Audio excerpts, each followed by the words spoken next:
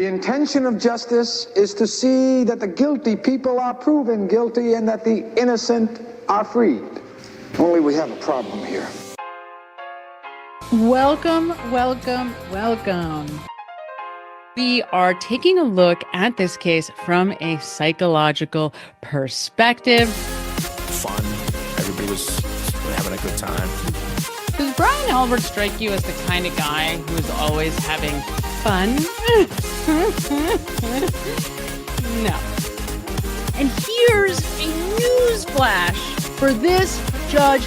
Mental health professionals have solutions. They made an arrest. They got the guy for damage. It's like a mix between sadness and anger, because that's the moment for him when he really started to believe that his mother was involved. The only corresponding records in the other databases are from previous days.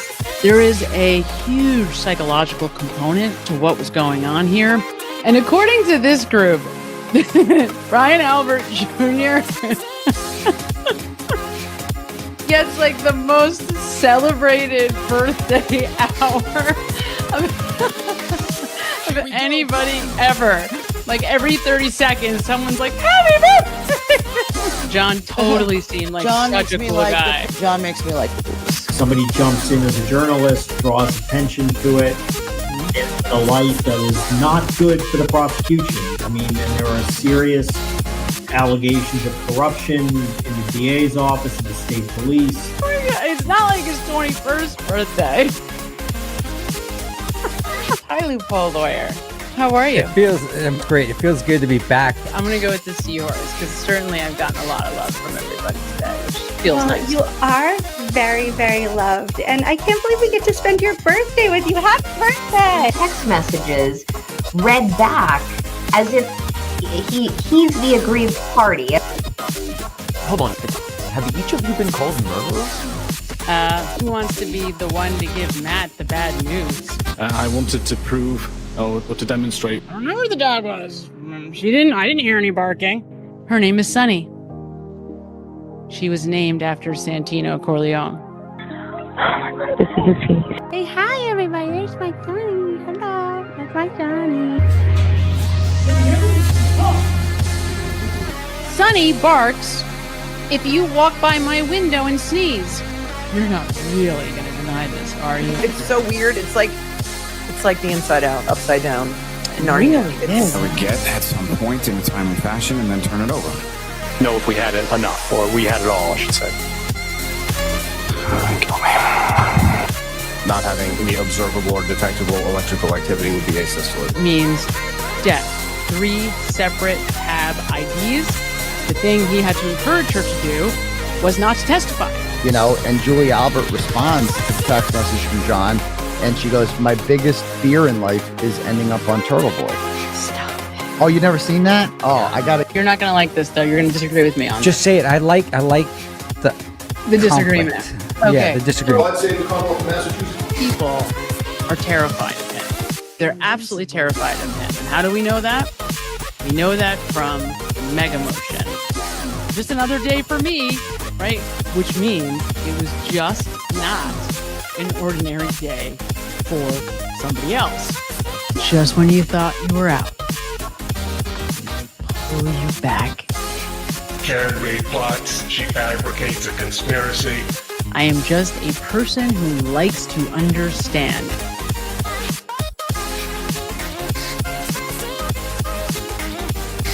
That's going to increase the likelihood that we're going to take some action. Here she is.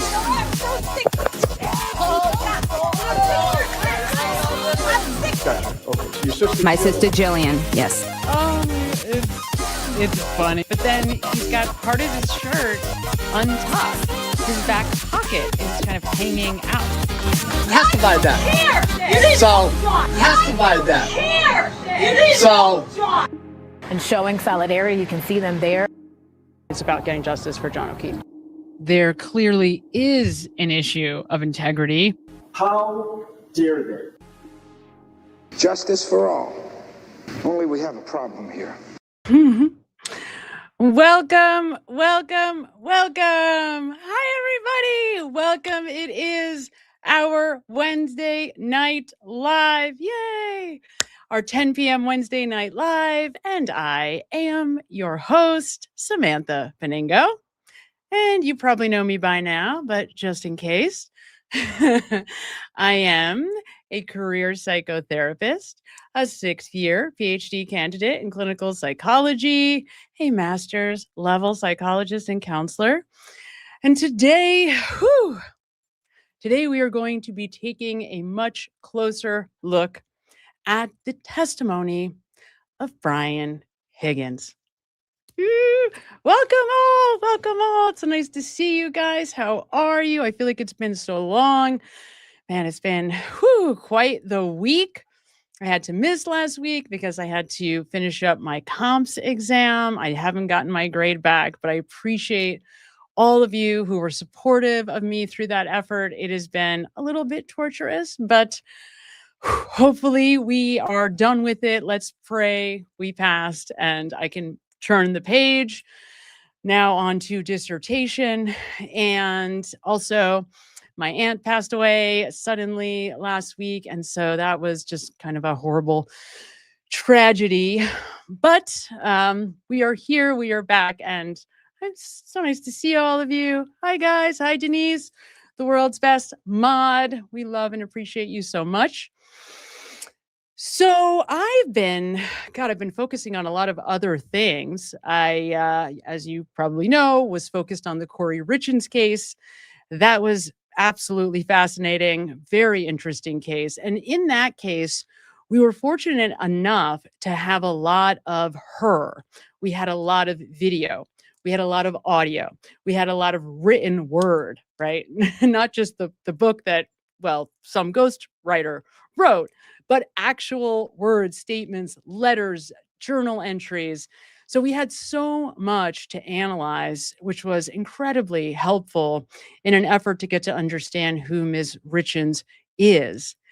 And very interesting case. And now, because of my friend Vince, who you know as Loophole Lawyer, he had asked me, or what was my opinion on the Hawaii case and Gerhard Koenig. And as you might know, I didn't even know about it, to be completely frank, but he had asked me, do I think she's telling the truth? And I assumed I would, right? Because who says that their husband tries to push them off a cliff and isn't telling the truth? So I was listening very casually, just kind of getting ready for bed, listening to her testimony, and then all these flags kept popping up. And as the flags increased, I thought, oh my God, could she be lying? There's no way, no way. So then I started to pay much closer attention. And now I've been through her full testimony twice, and I mean direct and cross. It's about 2.5 hours. A few times, obviously done some analyzing of the actual story that she tells about the altercation. And it's challenging because I don't want this woman to be guilty. Like, I don't want her to be lying. It's almost worse than being the one that tries to murder your wife, to be someone who's lying about that, right? So I'm like fighting with myself, trying to find a way around what I'm seeing in the language. So, we're working on that. That's a work in progress. I'm at the point now, I'm going forward in her testimony to try to find more baseline material so that I can go back to the altercation and double check the work, double check my own work to say, are we sure? Are we sure? Because it's just crazy. It's crazy. It's crazy to watch. It's crazy to watch and to have all this information and to then not be able to find a way to make sense out of why someone is saying what they're saying.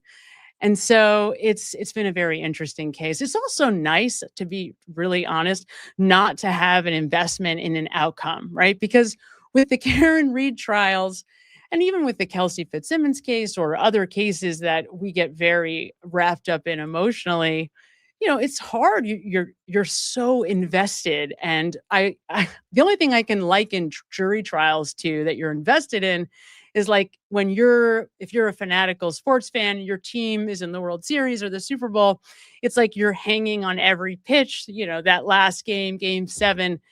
It's sort of like that, but for an extended period of time going through these jury trials. So it's sort of nice to not be stressed out watching these trials unfold, because God knows none of us need any more stress than we already have. But when all is said and done, we come back to this case because obviously we still need to see justice here. And some pretty interesting developments if you are paying attention to the work that Aussie Insider is doing. Now, she has declared that she will be putting out 10 videos, each one depicting different anomalies, different issues, if you will, with the videos that were released in the FOIA dump by the Commonwealth. Now, some of this is just completely not surprising. I mean, we saw Be in Trouble pointing out some of the exact same anomalies going back a year or more before the second trial. But she's able to do it in a much more credible way, right? Not just saying, there's blurs on the screen over the taillight, dancing blurs, but actually pointing out the back end, how that is happening, and how you can tell from a forensic software perspective, which to me is mind-boggling. I have to listen sometimes to what she's saying like 3 or 4 times to be able to really track each moment of what she's saying. But if you haven't checked it out, definitely do. They are pretty easy to understand. She's great at breaking it down, so it's simple. But ultimately, it is forensic evidence, and I can't think of anything worse of a violation of somebody's civil rights than the police department having copies actually going in to the back end of these videos and editing them in a way that is absolutely not legal, to say the least. So pretty interesting, and thank goodness that she's doing it, because certainly all of us have been screaming and yelling about videos for a long time, trying to figure out how is any of this okay, right? How are they showing inverted videos? How are there blurs on the taillight? How is there a white light shining out of a taillight that doesn't have a white light in it? How are these things happening? And they're just being shown in open court. So luckily, there's no more murder cases in that case against Karen Read. That part is done. Now it's just a matter of trying to seek justice, trying to figure out what really happened, of course, to Boston police officer John O'Keefe, as you know, and hopefully, these civil cases will eventually produce more evidence and justice in their own right. So, how are you guys? How is our chat doing? I've got a couple of things I want to make sure and stay. I don't understand this, you guys. I have to say, I do not understand. I had all this stuff in my chat was starred. And as soon as I hit the live button, it all gets erased. So I am so sorry if I didn't acknowledge you. I'm going to try to go back and find you. Thank you so much, Ellen Egg 2034 for your $9.99 super sticker. I so appreciate you. I know there are others that I had starred, and I don't know why it wipes. It's like it starts the slate clean as soon as I press that live button. So I very much apologize for that. Let me see if I can find you. I want to make sure that I find the ones I started really quick here. Let me see if I can. That is so annoying. I was telling Denise right after we started how excited I was that I starred everybody, and then she was right. It disappeared, the stars. So if I did not get a chance to acknowledge you, I will try to find you at some point tonight. And I am so sorry that happened. Sometimes I just don't understand StreamYard. I really don't. Let me see. Welcome to the new members. It's a new month, so I was able to donate to some new members, which is very exciting. So congrats to all the new members. We have, don't forget, I almost forgot, next week we are doing our first members only live. And Vince and I are working on adding a call-in element to our shows. So he's figuring it out logistically. How do we do it? Once he nails down how we're going to do it, we will both get to offer it. And full disclosure, that is what I have wanted all along. I have always wanted to do a call-in show. So I am super excited. I cannot wait for that. And hopefully, fingers crossed, we will have it by our members only live next week. So I'm very excited. That is going to be at 7 p.m. And I will remind everybody. So don't worry, you don't have to remember now, but that will be next week on Wednesday, 7 p.m. All right. Now, I will keep looking for you. So if I didn't acknowledge you, I promise you I'm going to find you. Welcome, Nicole Gray. She's a new member. Very exciting. Welcome, welcome. If I didn't get a chance, I promise you I will come back and I will find you while we are either in our break or while we're doing our analysis. It's so annoying that my stars went away. God damn that. All right. So I know this is going to be an epic journey going through this testimony. I have had so many people ask me to do it so many times. And finally on Monday, Denise said, Sam, why don't you do an analysis of Brian Higgins? And she was absolutely right. So many people have asked me for the last year, and it's not that I don't want to. First, it's that something else always comes up inevitably, but also it's an enormous time. It takes an enormous amount of time to do. And so I thought, you know what, let's just bite the bullet. Let's just jump in. We'll do it. And to be fair, I have not seen this testimony in a while. I've seen clips, obviously. They come up periodically in other people's videos. Certainly Loophole Lawyer plays them sometimes. And this week, Vince clipped from the forensic ladies. He clipped a video that they had acquired from Brian Higgins of one of Karen Reed's investigators, or a woman saying she was a police or a private investigator for Karen Reed, a younger looking woman who they sent to the front door at the Cape Cod house of Brian Higgins. And it's hard to kind of make out exactly what she says or exactly what he says, but the gist of it is she goes to the front door. She says something like, I want to talk to you about Karen Reed, or I'm here about Karen Reed, something like that. And it sounds like he says something to the effect of, I'm not interested, or get out of here, one or both, something along those lines. It's about a 10-second interaction.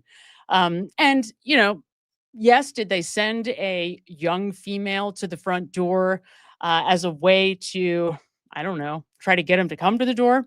Probably, for sure. Also, maybe so that whoever they sent doesn't get shot at. I think that's probably another possibility, right? Certainly, if I'm a male that looks like an unidentified investigator of some kind comes to the front door, that might also be a more dangerous, it might appear to Brian Higgins to be a more of a dangerous type of a situation, and that would be bad for everybody too.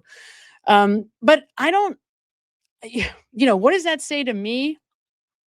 I will tell you probably the same thing I said on Monday. It says to me that Karen really does not appear to have at any point perceived Brian Higgins to have had any role whatsoever in the death of John O'Keefe. I think that's a pretty fair statement. And I know other people have framed it like they were hoping he would flip. We've heard that before from other people. I mean, I don't even know what to say about that. What do you mean flip? I don't know. Rat them out. I don't know. I don't know. I don't know what to say about that other than I don't understand it. I have some theories about how it's possible that Karen doesn't perceive him as having any involvement at all in what happened to John. But, she liked him. That's the best I can come up with, right? She liked him. She liked him. And up until Brian Higgins walks out of the waterfall, literally, physically leaves the establishment, we see Karen is right next to him right before he walks out, right? She pushes him, like laughing, kind of in a flirty way. And then he leaves like 2 minutes later. So that was their, I guess, last interaction before all of this. And what do you say? What do you say? I will also tell you that I was thinking this afternoon, okay, we're going to take a look at Brian Higgins again.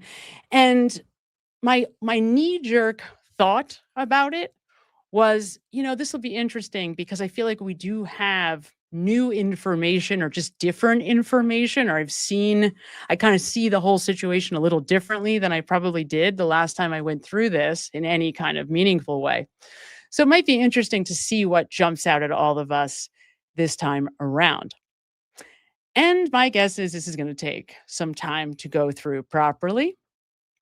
So without further ado, let's get started, and I will stop periodically to bring you guys along. And if you have questions, throw them in the chat. I will be monitoring the chat as well. All right. So let's bring the big man onto the stage here. Here we go. All right. And thank you to the Trial Channel for this amazing content. As you guys know, the Trial Channel is the best. We love them. We thank them for their effort. Couldn't do it without them. Okay, here we go. Good morning. Could you please state your name and spell your last name for the jury? My name is Brian Higgins, Higgins. Okay. And where do you live, sir? Barnstable County, Massachusetts. And how long have you lived there? I've owned that property since approximately 2018. All right, so just to start, obviously, as anyone would be, he's a little nervous. His voice is a little shaky. We also already know Brian Higgins is a pretty emotional guy, generally speaking. Not a surprise, not a newsflash, right? Pretty obvious. And it'll be obvious throughout. But you can see, no, he's a little nervous. And that makes a ton of sense. You work, sir? I do. What do you do for work? I'm a special agent with the United States Department of Justice, Bureau of Alcohol, Tobacco, Firearms, and Explosives. And how long have you been doing that? Just over 15 years. Now, sir, prior to that, prior to your appointment with the ATF, what, if any, other positions, what did you do for work before that? I was a lieutenant with Cambridge Fire Department. And how long were you a lieutenant with the Cambridge Fire Department? I was a lieutenant probably for about 8 years. Total, I was with Cambridge approximately 15 years. So that's interesting. I don't know that I ever sat and thought about this part, but Brian Higgins worked at this moment in 2024. Brian Higgins had worked with the ATF for 8 years. Prior to that, he spent 15 years with the fire department. Is that right? No, sorry, I got that wrong. It was 15 years, with ATF, 8 years as a lieutenant for the fire department, and I think 15 years total. So 8 plus, the 6 or 7 after that, right? So, this guy's older, certainly was also in the Army at one point. So he's had quite the career, pretty well established in law enforcement. And one of the things that I appreciated maybe most from my conversation with Kevin, our friend from Yellow Cottage Tales, was that he really took away from his interactions with Brian Higgins that he's a, very strategic. I don't know if strategic minded is the right way to say it, but that he definitely resonates law enforcement, right? So this is a guy that, thinks like a law enforcement officer in every way. And that's important to keep in mind. He's very clear about his training as a tactical medic, first responder. And the one thing, interestingly, that I think Kevin said he even teared up when they were having lunch together over was the idea that he didn't see John, that if he had seen him, he could have saved him, right? Because of his abilities as a first responder, as a medic, as a trained first responder. So that gives you an idea, though, importantly, of his level of confidence in his skill and ability as a trained first responder. Just something to put a pin in. So quite the career there. Now, at some point, did you reside in the town of Canton? I did. And when was that? Sort of what year to what year? I think that it was shortly after my sister passed away. So it was probably 2017 I purchased that house, and I sold it in January of 2022. And do you recall, was that early January, late January? On or about January 5th. And when you sold that property, did you move down to Barnstable County, or did you live somewhere else as well? For a period of time, I rented an in-law apartment in West Roxbury, and I had my property on Cape Cod as well. Mm-hmm. And that in-law property in West Roxbury, that was in 2022 as well? Yes. Right. I don't know that this is really important, but might be worth pointing out. For those of you that are not familiar with this, he had moved out of Canton proper early that month. So just weeks before this incident, Brian Higgins was no longer living in Canton. And you'll remember he's texting with Karen back and forth about the apartment in West Roxbury. He tells her about the house down the shore, or sorry, not down the shore. That's a different state, at the Cape, in Sandwich, and obviously, stays at the Canton PD if necessary. He makes a point to tell her in their text exchanges that, if he drinks too much, he knows he can always crash at the PD. So these are just background details that may or may not be important, but worth noting. Now, sir, if I could turn your attention to January 28th, 2022 into January 29th of 2022. Do you recall those dates? Yes. Do you recall what days of the week those were? I believe the 28th was Friday and the 29th was Saturday. If I could take you back just to at least a day or so before that. But specifically the 28th. On the 28th, where were you on that date initially? New York City. And why were you in New York City, sir? I was in New York City for the funeral services of Officer Mora and Rivera, who killed in the line of duty. And fair to say there was a large contingent of law enforcement there, Yes. Including several people from Massachusetts. Yes. And So this is so interesting, right? Because he's getting emotional here, thinking about these officers who had passed away in the line of duty. And yet there's some language, and we're starting to see it here, but I already know this from lots of time and effort in the past. There's some important and fair questions about whether or not they actually attend the quote services, or which of the services, if at all, they attend, because based on the timing, the time doesn't check out.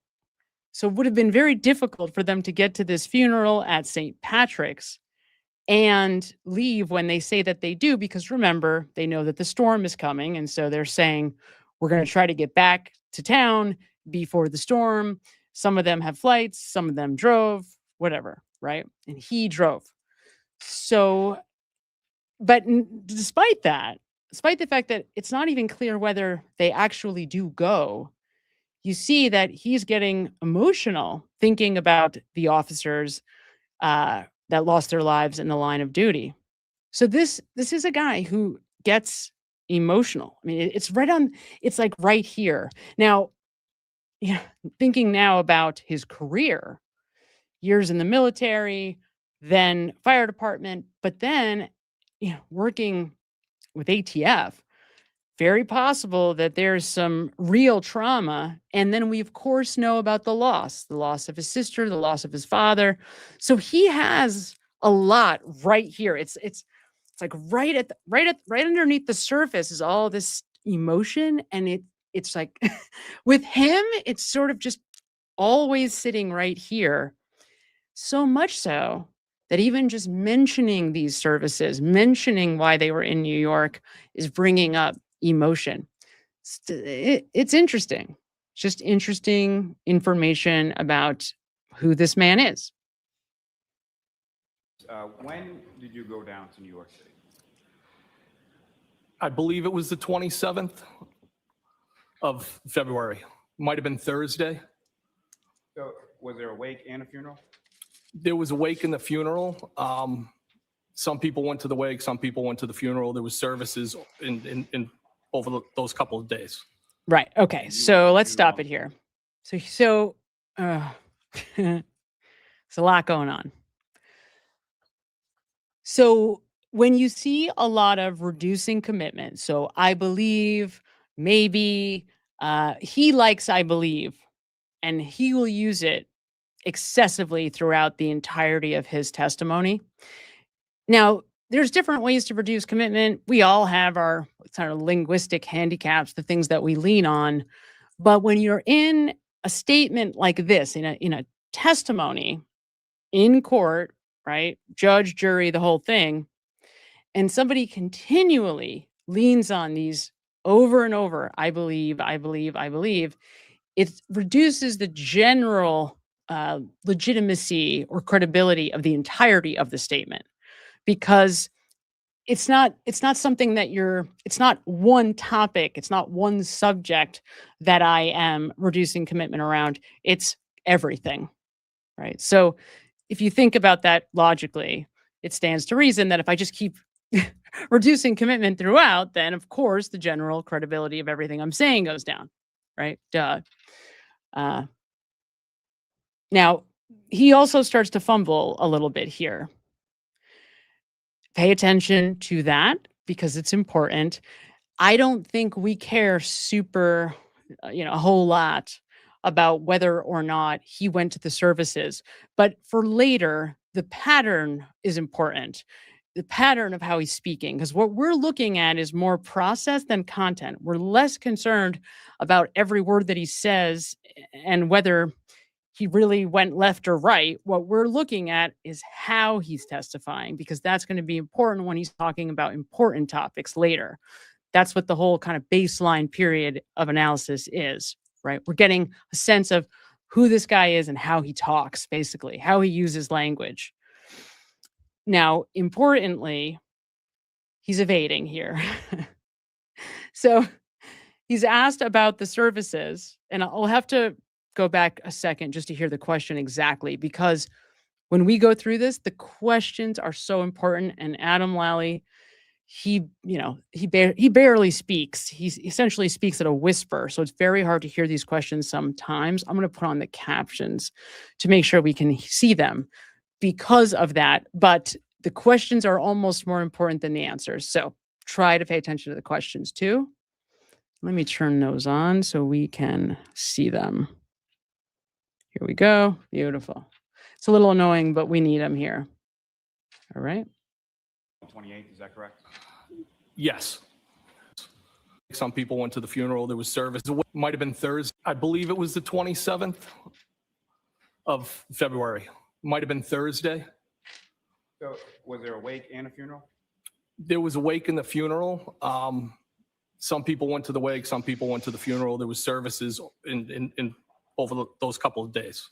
All right. So there was a beautiful evasion there, right? So he asks them, was there a wake and a funeral? And rather than saying, yes, I went to the wake, I went to the funeral, or I did or I didn't, he says some people went to the wake, some people went to the funeral, and generally speaks to, there were services generally over the course of a couple of days, and you see him tripping here, right? In.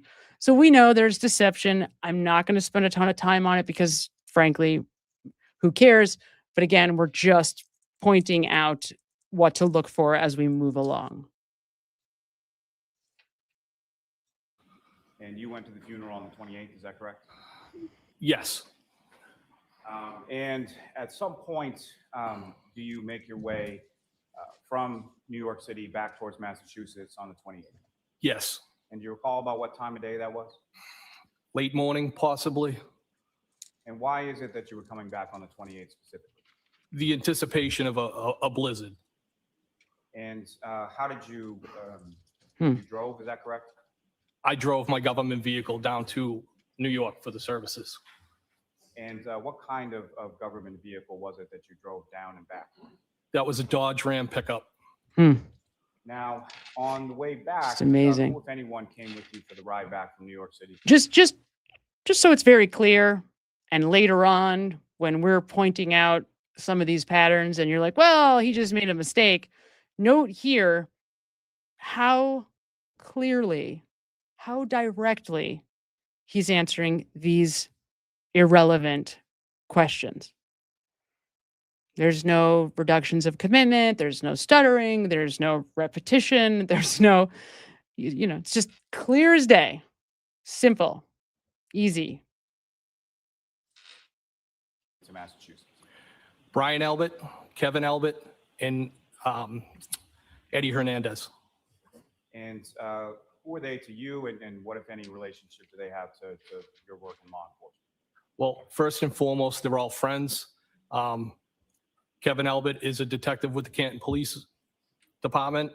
Brian Albert was a sergeant detective with the Boston Police Department. Eddie Hernandez, also a detective with the Boston Police Department. And how long had you known each of these individuals?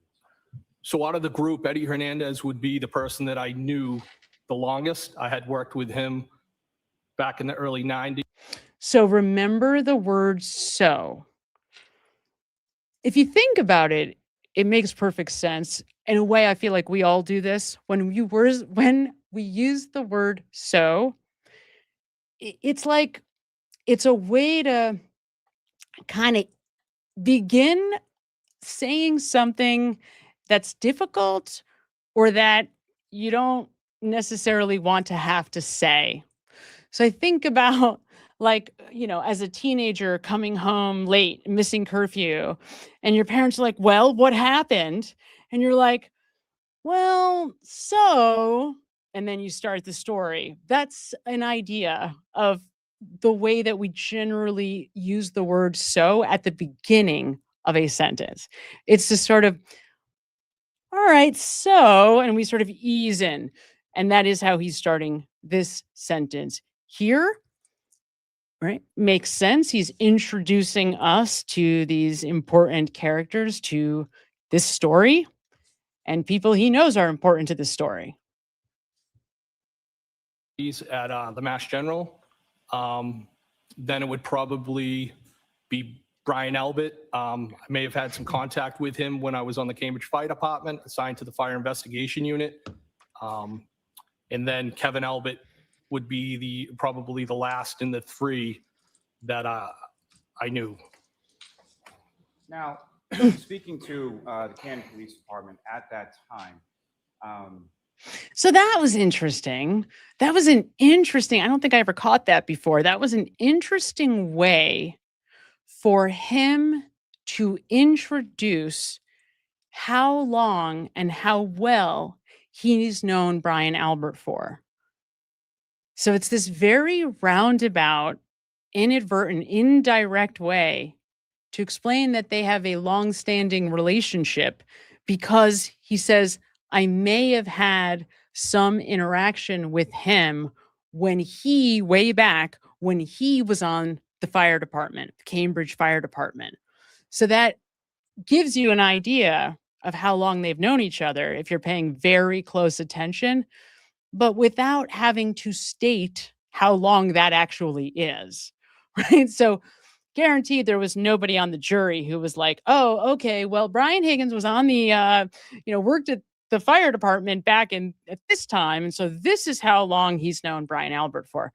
So this was an interesting and kind of roundabout way to tell us that he's known Brian Albert for 15, 20 years, something along those lines.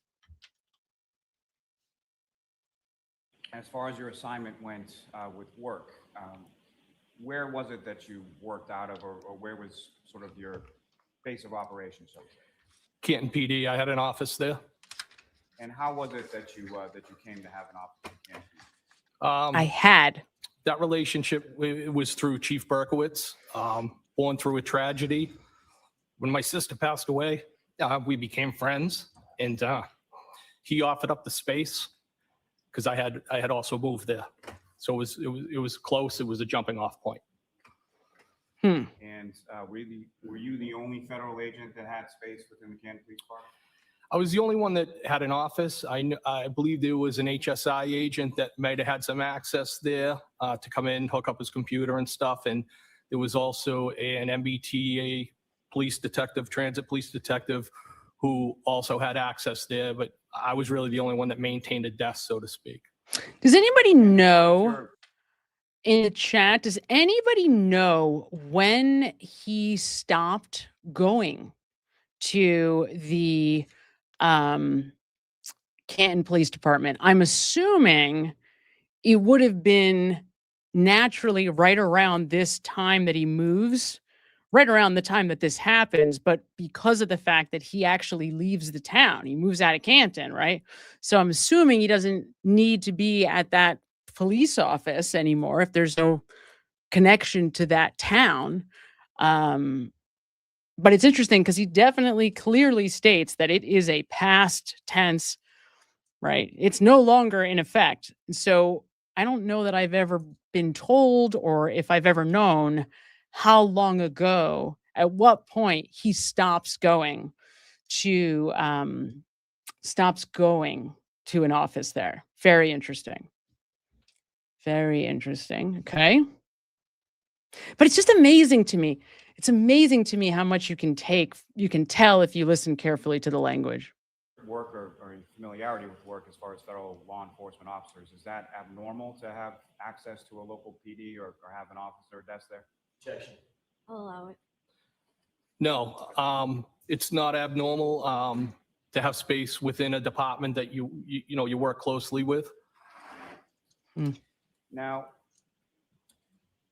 as far as the ride back is concerned, when you drive from New York City back to Massachusetts, about how long a drive was that? So typically it'd be I'd say like a 4-hour ride, depending on traffic. This was longer, and I would also factor in the fact that we stopped and ate on the way back. And when you arrive back to Massachusetts, where specifically in Massachusetts is it that you first go? So the first place that we went was a Boston Police Department district in Charlestown, where Brian Albert and Eddie Hernandez had parked their vehicles. Now, as far as you know, had they driven down to New York City, or how would they come to be in New York City, if you know? I believe that Brian Albert, Eddie Hernandez, and Kevin Albert all flew down to New York. And they go back with you because of the storm, is that fair to say? Yes. I'm trying to find a way to make this louder. Let me know if it's really bad. I can try to find a different feed and see if that's louder. I knew it might be problematic because Lally's the worst. You can barely hear him at regular volume. There's no way to turn it up on this video, but I might be able to find a different video that's a little bit louder naturally. So let me know if you think if it's so bad that you can't hear, then let me know and we'll just look for something else. No problem at all. Because I do see that the volume is It's the worst. He's the worst, Adam Lally. Hi guys, there's so many. Hi everybody in the chat. I see you guys. Hi everybody. Hi Fervent. Yay. Hi Emily. We love you guys. If it's not loud enough, I'll keep playing this and at the same time try to bring up another one and see if it's louder. It's so annoying. It's so annoying that I feel so powerless not to be able to change it. Let's see. Now, after dropping them off there, where did you go from there? I went back to the Canton Police Department where I dropped off Kevin Albert. You know what? And then switched vehicles, got into my Jeep Wrangler, and I traveled up to the hillside in Canton. Now, as far as Okay, wait. Let me see if this is louder. Hang on. did you have plans with, or who, if any? Let me see. You know what? This might be better. I'm going to try this. Okay.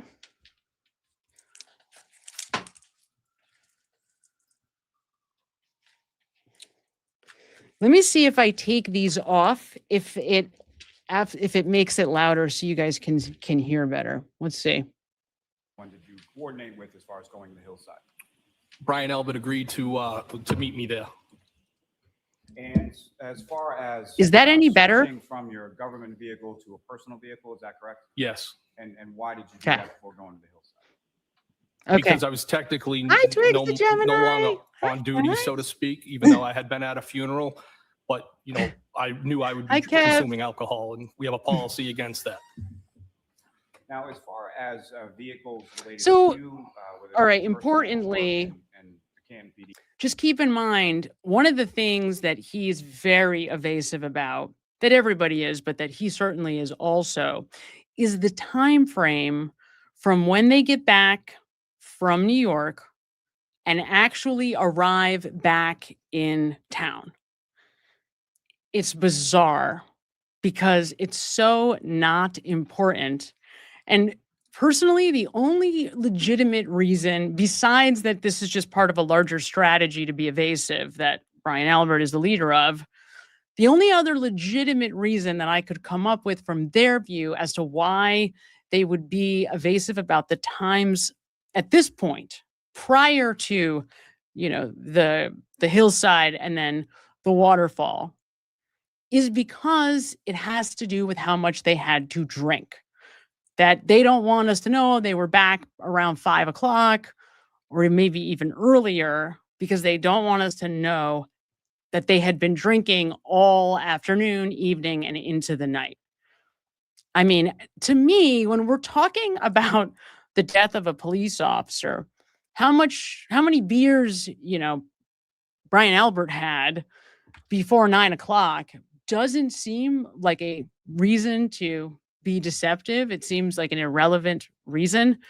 But, you know, given everything we know about this tribe, clearly the whole thing is strategic, every aspect of it, right? So it is important. And that's the only reason that I can come up with why they're just so incredibly evasive about times, when they actually got back, how long it took for them to get back, who was driving with who, when so-and-so got dropped off. This whole sequence of events gets kind of glazed over, fuzzy. People are speaking in overgeneralizations. But if you guys have a different reason that you think would be more important, please put it in the chat. Let me know. How many vehicles did you have at that location? So I would have had my government truck that I parked there. I would have had a surveillance vehicle that I parked there. Would have. And at times, it would sometimes flip in and out between a pickup truck that I had and the Jeep itself. And the Jeep that you were driving that night, can you describe the Jeep, sort of what it looked like, what kind of Jeep it was? So it's a 2011 Jeep Wrangler, gray in color. All right, so let's talk about this. When we use the term would have, I would have, in reference to something in the past, it's not coming from a memory. It's coming from our general understanding of who we are as a person, right? Like, well, it's 4 o'clock on Thursday. Well, typically on Thursdays at 4 o'clock, I'm at this place at this time. So I was well, I would have been at the gym, most likely. That's what he's saying here. So it's also another way to kind of remove himself from what he's saying, because he's not actually thinking back to what happened and telling us from memory. He's telling us whatever the rehearsed thing he's supposed to say is. That's why he's saying would have. And unfortunately, because he's so defensive going into this entire testimony, he doesn't appear to make distinctions between when it's really important stuff that he's protecting or when it's not so important. For example, what time he gets back from New York City, really in the grand scheme of things, not super important, but it's weighted as much as equal to what he was doing at 6 a.m.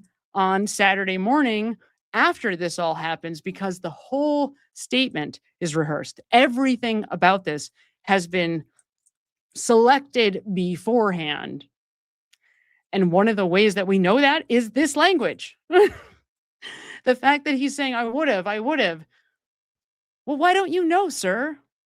You don't remember this day that's probably one of the most, if not the most important of days throughout your entire life, and you don't remember?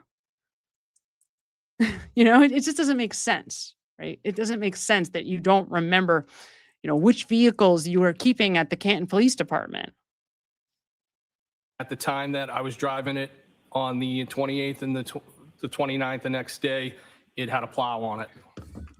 And the plow that you had affixed to the Jeep Wrangler, is that, how big a plow are we talking about? If I was to guess, it was probably 6 feet 8 inches. I believe they make them in two formats, 6.8 and I think 7.2. But I believe I have the smaller blade on that Jeep. And this is so how often weird. Did you have, was that like a year-round thing, or how often? When about would you have that plow affixed to the Jeep? Inclement weather or impending into inclement weather. So, and is that something that you used as far as this is so bizarre. This is such a typical Adam Lally thing to do, by the way, right? Like, why is he being asked 20 questions about the plow that he had on the Jeep? Why? What could that possibly serve in reference to what happens on this night? But what it does end up doing is it gives Brian Higgins an opportunity to sound credible, because he's willing to give a lot of very nuanced, irrelevant, and detailed information about a plow that has, as far as we know, as far as any of us know, anyway, right? Unless it does have significance, but I don't think it's significant to Adam Lally, right? I don't think Adam Lally is bringing it up because he thinks it's significant. Though it might be in the end significant, we don't know. But my point is, it ends up being this really irrelevant, mundane detail that he then can use to build his credibility, because he can go in depth about it, about the size, about this, the way he used it, what type of plow it was. And this will be important later when he does go through a play-by-play of the events of the night and how he winds up not seeing John on the front lawn, quote unquote, right? Andrea Patterson, 35 cents, $4.99. She says, Higgy's emotions are bottled up. He's ready to boil over at any moment. Yeah, and this is not uncommon for law enforcement officers. One of the things that came out, I think, with Kelsey Fitzsimmons and her trial was that very thing. Because one of the kind of like undertones in that is the fact that Noonan was giving Kelsey advice as a rookie cop who had her first couple of calls be very difficult, kind of bloody, these horrible scenarios. He takes it upon himself to reach out to her and try to give her some pointers, give her some tips. This is how I handle difficult calls, whatever. But all of us know, if we're true crime fans, all of us have heard from these who are in retirement, and we see they just start talking and they get choked up thinking back on cases that, that were difficult or that never got settled, or cold cases, whatever. So law enforcement officers the ones that really are law enforcement officers, right, for many, many years, there's almost no way to get out without, emotional scars. It is part of the job. I mean, it really is. And if we've learned anything from our veterans, from our military veterans, I don't know if most people know this, but all of mental health, everything in our modern American mental health system, all of the diagnoses, all of it began after and because of our world wars. So beginning with World War I, right after that, when all of these veterans started to come home and started to show up with all of these different types of problems, that's ultimately what started the need in large part for a diagnostic coding system. And then from there, right, these diagnoses grow and the systems grow, but it all starts with military veterans. Each time, each war, World War I, then World War II.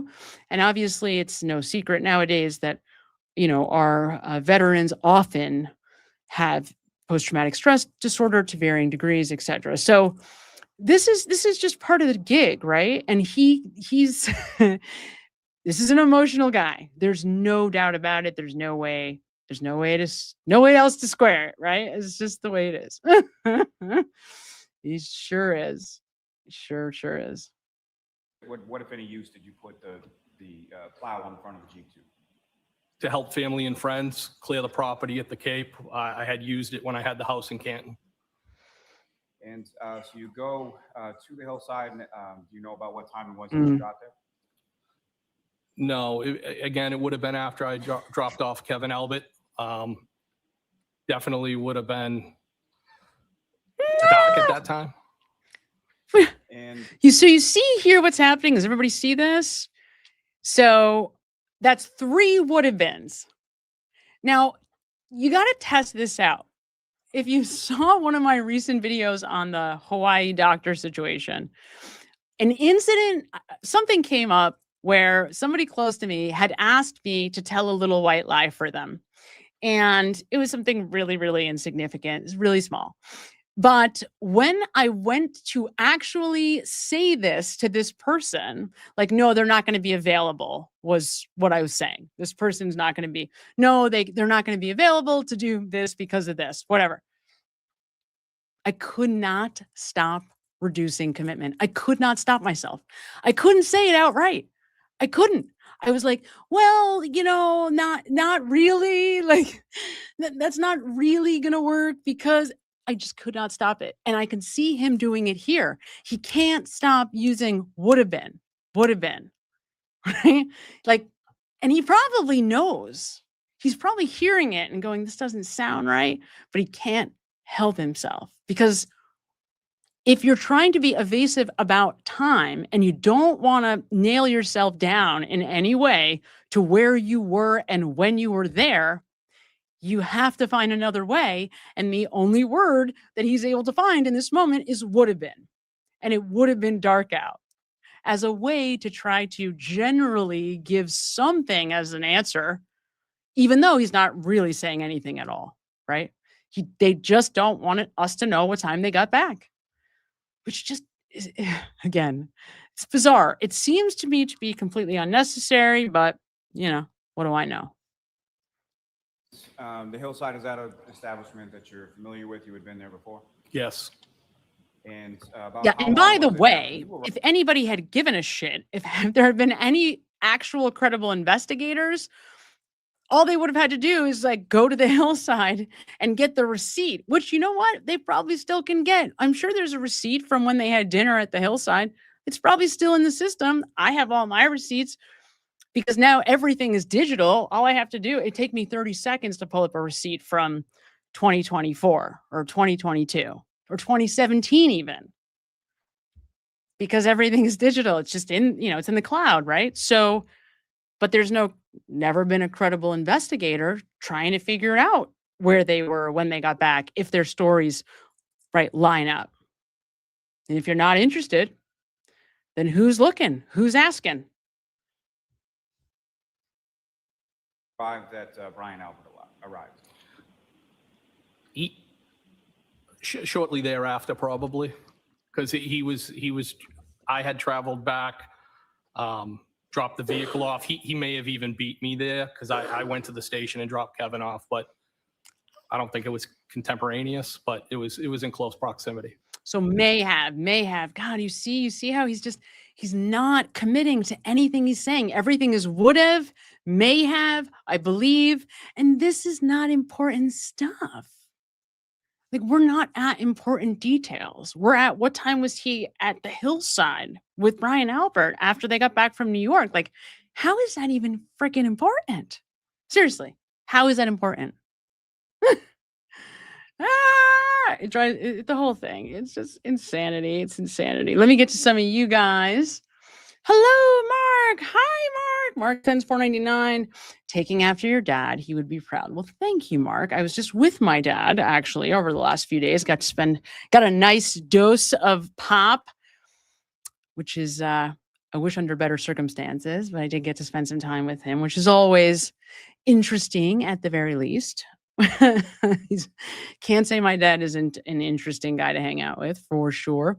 Colleen Hahn 3070 sends $5. When people question why didn't Karen text Higgins and question what happened at the house, MSP seized her phones.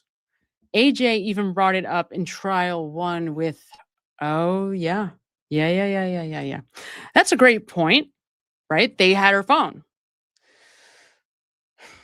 So the question is the reason why Karen never makes an effort after they take her phone that morning or that afternoon, I guess. So they show up, around 4? Yeah, 4 o'clock, I think, is when they get to the house.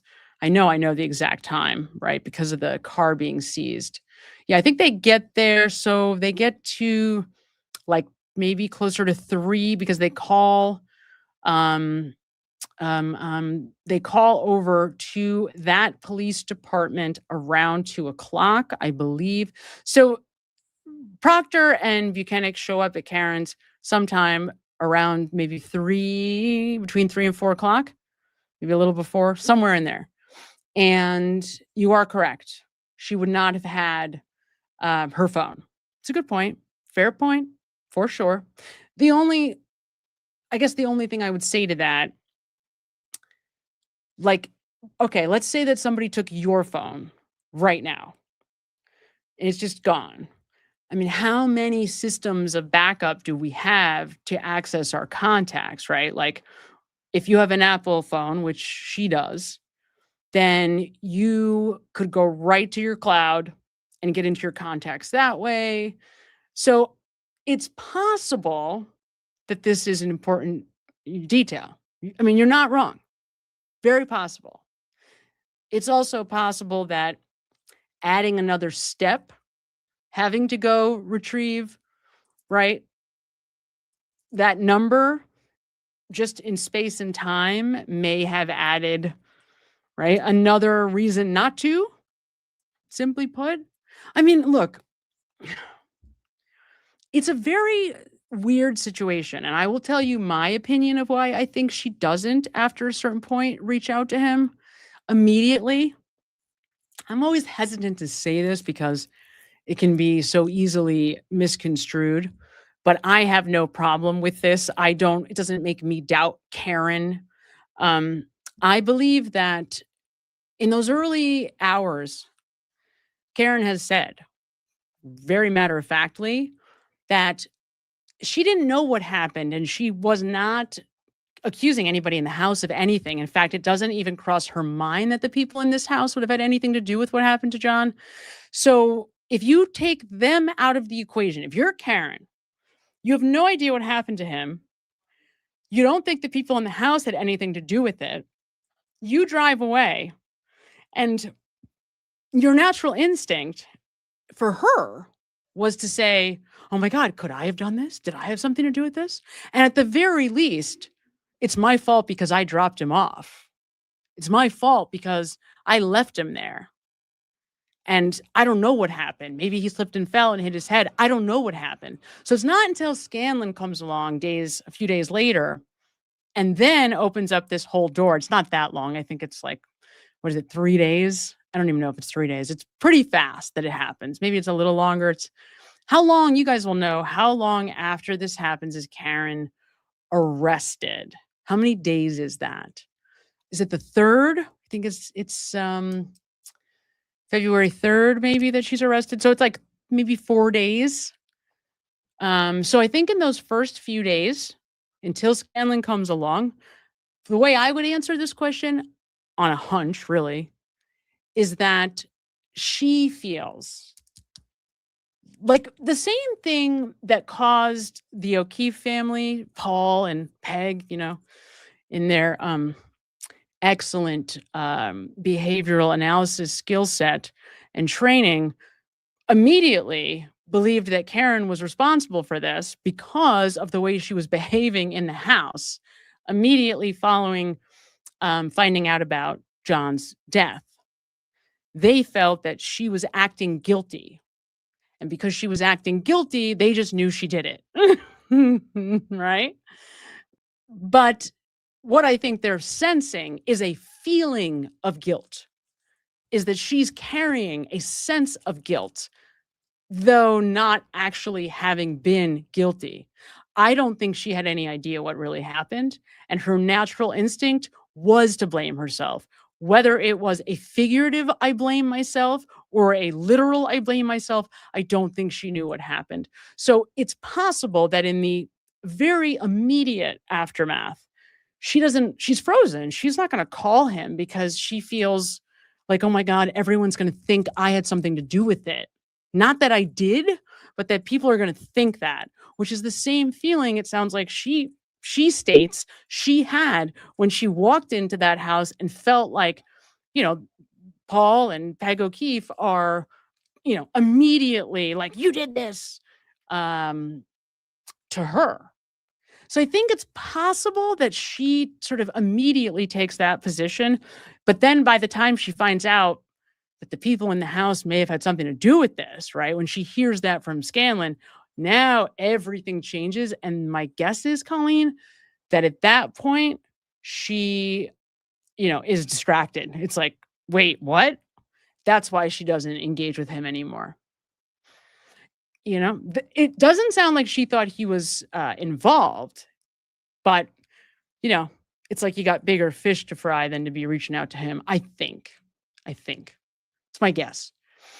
Bite My Bits. Hi, Bite My Bits. Bite My Bits is back. Welcome back. Congratulations on being a new member. Cynthia. Hello, Cynthia. Hi, Cynthia. She gives 5 membership. Thank you so much, Cynthia. You are the best. We've gifted a lot of memberships today. It's very exciting. Ms. Day Planner sends $100. Oh my God. Thank you so much. That's so kind. It's really, really kind. Thank you so much, Ms. Day Planner. I never make the live shows. This is my first. Hooray! Thank you, Samantha. You really turned my opinion on the Hawaii husband attack case, but I never miss a chance to support justice for John O'Keefe. Well, I completely and totally appreciate you, and thank you for being here with us tonight on this live. And I can't believe my opinion on that case. It's like, it's shocking. And I will tell you, Ms. Day Planner, that I went back because I'm so bothered by the idea that this woman could be lying to us that it's like driving me nuts. So I went back and I tried to baseline her after the fact, after she gives her story, because the prosecutor doesn't ask many questions. He jumps right into like the heat of the whole attack. Then he goes back and he asks some boring questions. And so I tried to do the baselining after to try to get like, okay, maybe she does just naturally flip in and out of the present and the past. No, she only does it when she's talking about the attack. It's crazy. It's crazy. It's like one of the craziest things. I can't find a way. My point, Ms. Day Planner, and for anybody who's tracking the Hawaii case, I cannot find a way to make sense rationally and legitimately of the language that she is using when she describes this attack, except that she's being deceptive. That's the only way I can make sense of it, and I'm trying. I'm actually trying to find a workaround to make her telling the truth.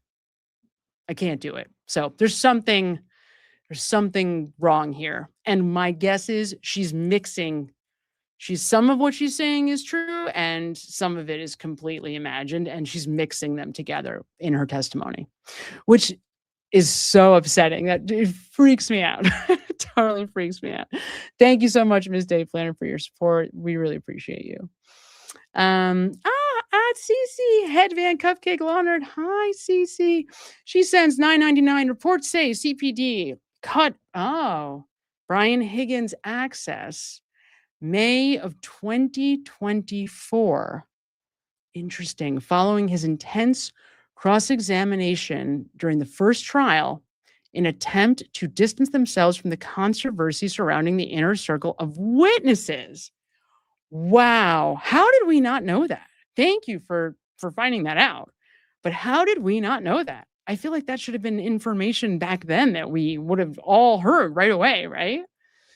So they quietly cut ties with him after he testified, is what you're saying, which is, by the way, exactly what happened to Michael Proctor, right? He testifies and almost immediately after, I think they let him go, right?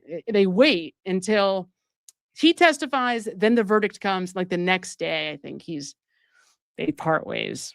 Very, very interesting. Thank you so much for reporting on that. That is, that's very telling, makes sense, right? They don't want the appearance of a conflict. God forbid. And once you got to the hillside, how long were you there, and how long was Mr. Albert there? So I had something to eat. I had something to drink.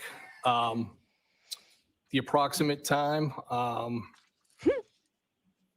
maybe an hour or so, and then Brian had left before me. My God. I remained. He left. And if you know about the approximate time, he says, the approximate time maybe. So that's like 3 layers of reducing the commitment to what he's saying. And he's saying so as a starting point. And he's saying left. Right? Twice. Left before me and I remained. He left and right? Like, no, that was, I guess, Lally asking the question. He left. But that's an interesting. The fact that he's using that language is also interesting, right? It makes me, wouldn't you love to have been a fly on the wall there? What are they talking about? Why is it that Higgins asks Albert to stop and get a drink or eat with him? Because remember, he stops at the hillside because Brian Higgins asks him to.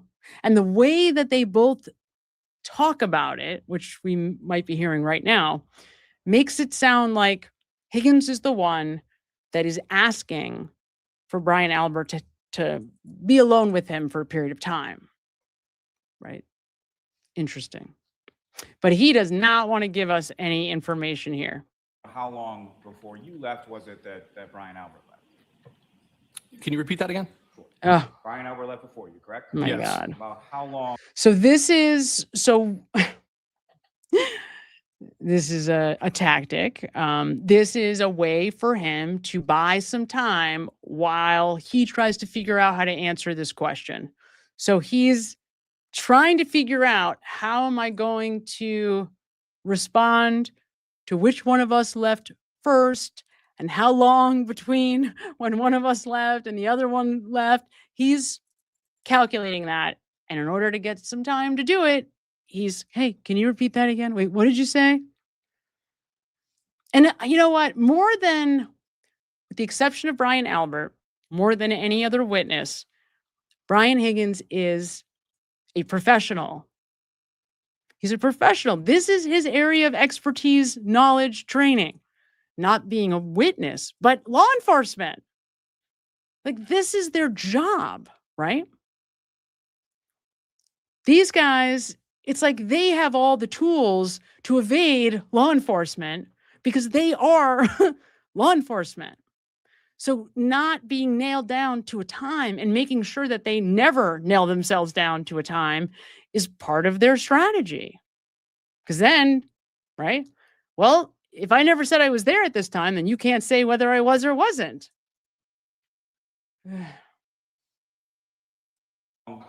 before you left was it that Brian Albert left? Maybe 15 minutes. And Maybe. you had some drinks at the Hillside, is that correct? I did. And do you recall what you drank that night? Usually what I drink all the time, Jameson and ginger. And as far as where Mr. Albert was going, what, if any, conversation did you have about that? He had told me that he was going down to the Waterfall Bar and Grill, which is in Kent Center, and that he'd be meeting his wife and some family and maybe some other people. Interesting. So the way he says this, he had told me, makes it clear that in this dichotomy at this time on this day, Brian Albert is the alpha, which is not news. I'm sure nobody's shocked to hear that, but it reaffirms what we already know. So the language does support that. Just looking at this here, he'd be meeting his wife and some other people. Let me hear this again. Meeting his wife and some family and maybe some other people. And were you invited? Interesting. So this is interesting. I have to guess here, based on what he just said, that the his wife and some other people, and maybe some other people, means that he knew there was a possibility that John and Karen would be there. And I say that because I can't imagine why else there would be sensitivity about who else he anticipated would be at the bar at this time. So we have to put ourselves back in the mind of Brian Higgins at this time, on this Friday at the Hillside, sitting at this table with Brian Albert. Brian Albert goes to leave. When we place ourselves back in that scene at that time and we think about what he's saying here, there's something sensitive, right? Because his wife. So that's happening because while he is thinking about the answer to the question that Lally is asking, he's stuck on where to go after what he's about to say. It's like your brain kind of skitzes out for a second because it's not sure what to say next, right? So he's trying to figure out, like, how do I say without saying anything about who I knew was going to be at the waterfall? How do I say who I thought Brian Albert was going there to meet? Now, we don't know why. All we can do is speculate based on what we know now. And based on everything we know, right? What is the most obvious answer to why there would be some reluctance around the conversation he had with Brian Albert about going to the waterfall and who was going to be there would be, it's very possible that Chris Albert at some point told his brother, yeah, John said he might stop by. And he's sitting there with Brian Albert at the Hillside. Who's going to be at the waterfall? Brian Albert says, oh, I guess, John O'Keefe and his girlfriend are going to stop by, right? I mean, of course that's possible. And that then would explain why it is that he is stumbling a little bit here. It's so silly, so stupid of a detail to not want to tell us and to be so guarded about. But this is, right? I mean, why else would he be stumbling about who he knew ahead of time might be at the waterfall? And why does this matter? Why does it matter to be deceptive about it? It just doesn't, right? Unless it does. These freaking people. To come along? Yes. Now, the waterfall, that's an establishment you're familiar with. You've been there previous times as well? Yes. And yeah, with respect to this evening, so you leave from the Hillside and you go directly to the waterfall? Yes. Yeah, this is a great point. Rogue Baby 1, member for 4 months. Karen did not know Higgins was there. She said she did not recognize any cars at all. I think that's why she never questions Higgins. I have been asking that. I'm glad that you said that because I keep asking that. I don't know where to get the answer, but the question that I have is, did she know? And if not, at what point does she learn that Higgins was there? Now, you're right, because even if she knew what kind of car Higgins has, we know the Jeep is not parked in front of the house. It's just not there. Clearly, we know there's no Jeep there. Right? I mean, we don't have to relitigate it. It's very clear there's no Jeep there. It's also that road. I can't believe it took me so long to remember this, but that's not a road unless you're going to be up on that lawn and really parked on the lawn, not on the road. There's really not a spot to put your car. And it's a weird curve, right? The house is right at not the beginning, but like the peak of this curve that goes up the hill. It's not a great spot to have your car. And I guess it's late. There's going to be a snowstorm. All right. Maybe there's not going to be a lot of traffic, but it's just not a great place to park anyway, at any time. So even if we didn't already know he wasn't parked there, it doesn't make sense that he would have been parked there. Not to stay, right? It's one thing to pull up in front of the house because you're going to get out, or somebody's going to get out, or you're waiting outside for your sister.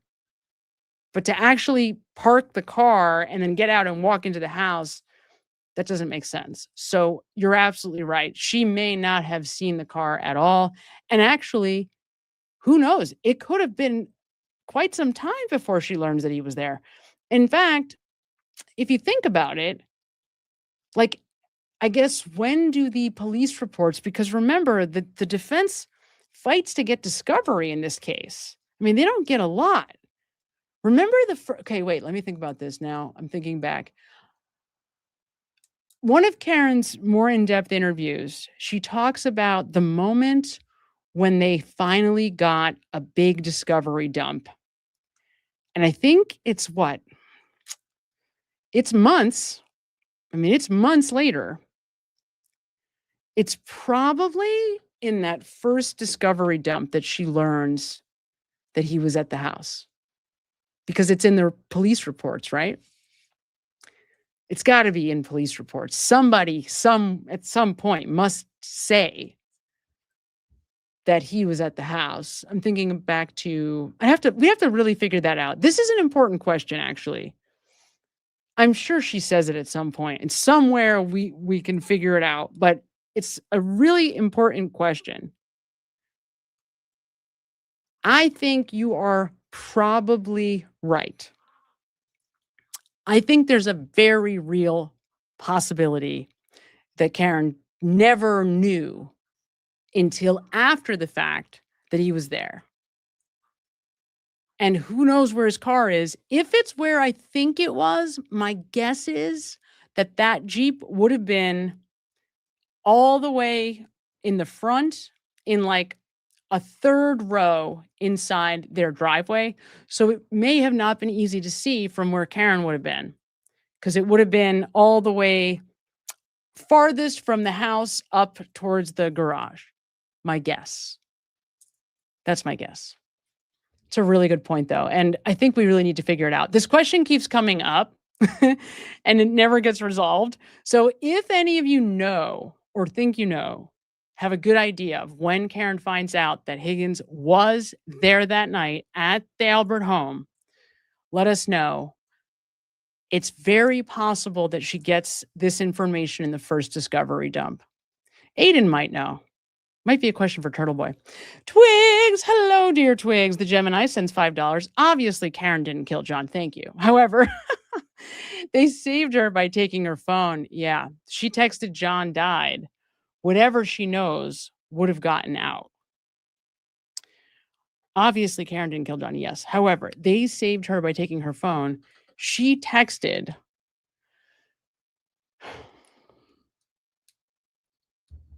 whatever she knows would have gotten out.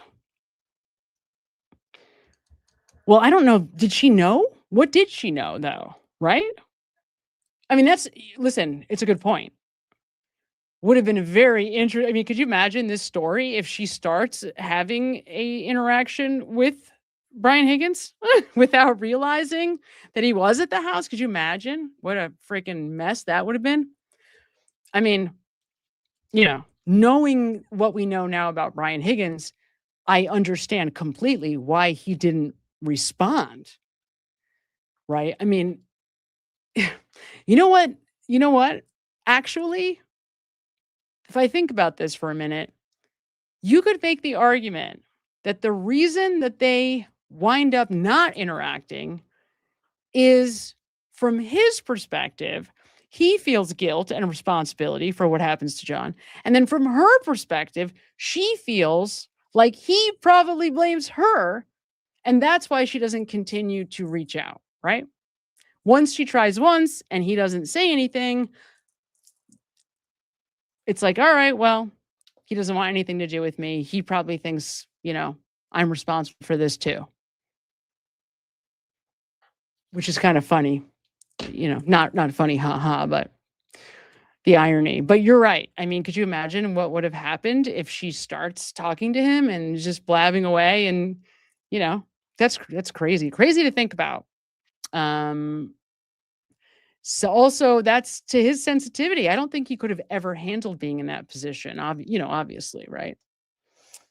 Crazy. And, It's like the question when people ask, and I think it's a great question. We could probably write a whole book on all coming up with answers to this question, but what would have happened if Karen goes into the house? If Karen doesn't drive away, but actually says, "Where's John?" and knocks on the front door, right? You could probably write an essay with 2,000 responses to that question. We could all try to, have some fun coming up with our version of the answer to that. But it is an interesting thing to think about. What the hell would have happened if she walks in the house? I mean, good question. If you know about what time was it that you got to the waterfall? Again, it was dark. It could have been around 9 in the area. Wow. 9 o'clock. And when you get to the waterfall, do you recall? This is a man who knows how to speak.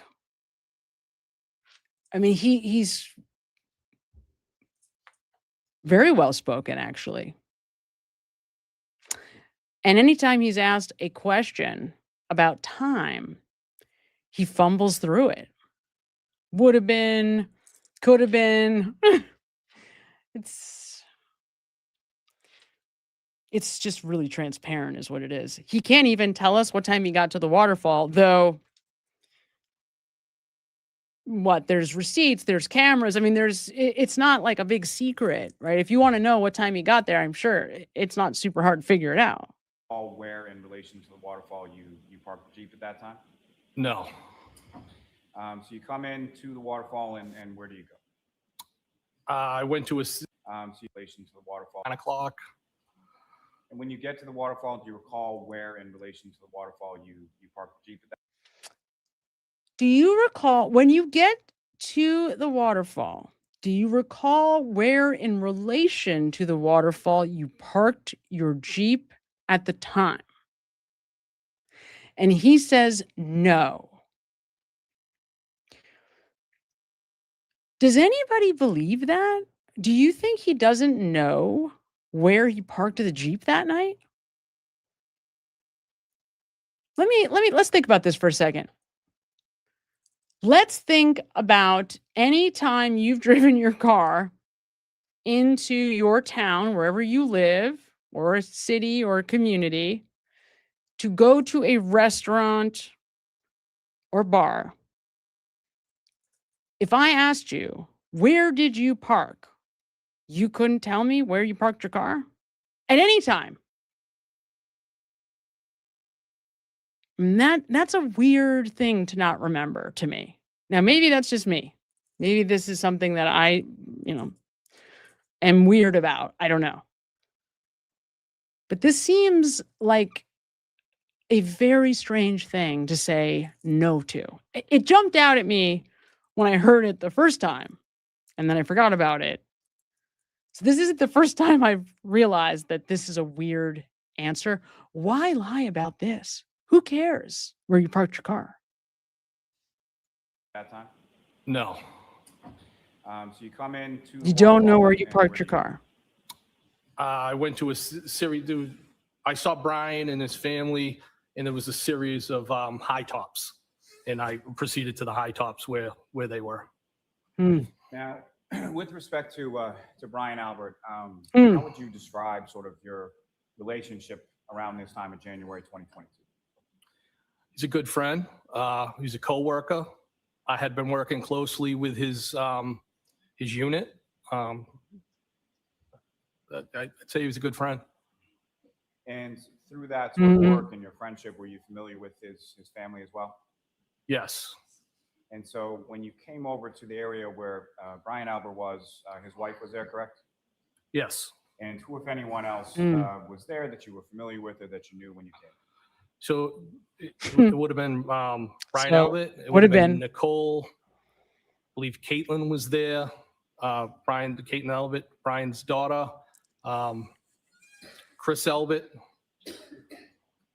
his wife, Julie. There might have been another couple, Matt McCabe and Jim McCabe. So I thought about this. Why not just give that answer to us straight? Why couldn't he have just said, who was there when you got there? Oh, well, when I got there, Caitlin, and just go through the list. Instead, he has to put layers of protection in between himself and the answer because he's not testifying from memory. He's testifying from the rehearsed way he's supposed to. So even in places, this is what I really want to make clear, even when there are really irrelevant things that there's no reason to not give us straight, he's not testifying from memory. He's testifying from whatever the rehearsed sort of plan to testify as is. That's why even answers to questions like who was there when you got to the waterfall, they're really meaningless. I mean, we all could answer that question probably and get pretty close, right? Maybe one person off at this point. But he's not testifying from memory. That would have been, right? He's testifying based on whatever the plan that he had to say while testifying is, which is strange. And as far as the McCabe's were concerned, how familiar were you with them? Casually. Now, at some point you come in, you join the group, is that correct? Yes. And how would you describe sort of... How familiar are you with the McCabe's? His answer? Casually. How familiar are you with the McCabe's? Casually. That's an interesting answer to that question. I don't know that I've ever heard anybody answer that question with casually familiar. Okay. Moving along. Interesting. Throughout the entirety of the evening or your time at the waterfall, how would you describe sort of the mood or the demeanor of the group within the bar? It was a good time. No arguments or anything like that you observed from anybody that was present over the course of? No, it was a good time, and there was a band. And if you recall, about what time was it that you left? I would say right around when the band was wrapping up. So I it was would probably say. closer to midnight. Now, prior to that, at some point, Probably. the time that you arrived and the time that the band's wrapping up and you're preparing to leave, who, if anyone else that you were familiar with, came into the waterfall? John O'Keefe and the defendant. And just to be clear, when you're referencing the defendant, what is her name? Karen Reed. And just for the record, do you see Miss Reed in the courtroom today? I do. Could you identify just as where she's seated or an article of clothing that she's wearing? She's seated between attorneys Jackson and Yannetti. Just ask the record reflect identification and defendant by the witness. So this is interesting. I just realized I don't know that I've No, I know. I mean, I haven't. I have not watched this testimony, certainly through and through, since knowing that he and Karen's relationship was in maybe a different place than many of us had believed for a long time, right? Because remember, when Alan Jackson does the cross examination, the whole story is that Karen ignores him and that he's mad because Karen ignores him. And that's like part of the cross examination, right? It's a big part of the story during this time. And of course, we know now, well, that's not true. She's flirting with him up until he leaves that bar, the waterfall, and she reaches out to him, right after. So their relationship was good. And actually going back and looking at that waterfall video, I do think one of the people that Higgins motions to come to the Albert home is John. But I also think one of those times when he's attempting to motion to John, he does also motion to Karen to come too. So he's actually, I think, at one point, as he's leaving, motioning to both of them to come to the bar, not to the bar, to the house, come back to the house afterwards. So I think he thinks his relationship was in a good place with Karen, in a better place with Karen, certainly, than with John, because what do we know now about that?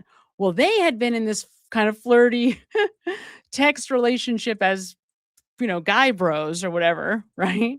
They were having like a, bro love affair, text affair, talking about the bar and drinks and sending, pictures, screenshots of, or photos, shots of drinks that they're having at the bar or whatever, trying to get each other to come out. And that all stops right after the morning of the Patriots game. So the next day, Sunday morning, I guess that was a Saturday night, Sunday morning, that's when the last text goes out. And it's about the hangover that one of them, I think Brian Higgins says he has from being out that night. After that, he starts talking to Karen, or continues talking to Karen, I guess. And he and John stop talking. And that's their last interaction until we see them again from what we see at the waterfall, right? So you could make the argument that his relationship with Karen is in a better place than it was with John when he leaves that bar. Now, that's very different from what I was thinking when I did this, or when I watched this whole testimony before in the past. And I have to say that changes this dynamic quite a bit. It changes how I filter this information, right? As I go through it. So very interesting. And we're going to do a fervent timeout in a minute. So we'll take a little break, but let's get a little bit further along in this thing and hear from you guys too, just a bit more before we do. Because there's so much here. We'll be here for the rest of our lives. Yes. Now, with regard to Mr. O'Keefe, starting there, as far as how long had you known Mr. O'Keefe? Maybe a year, a little over a year. And do you recall how it was or where it was that you first met Mr. O'Keefe? I believe it was actually the hillside. And how often would it be that you saw Mr. O'Keefe or socialized with Mr. O'Keefe? I would see him at the hillside. And interesting. As far as, were you familiar with what Mr. O'Keefe did for work? Yes. And what were you familiar with him doing for work? He was a Boston police officer.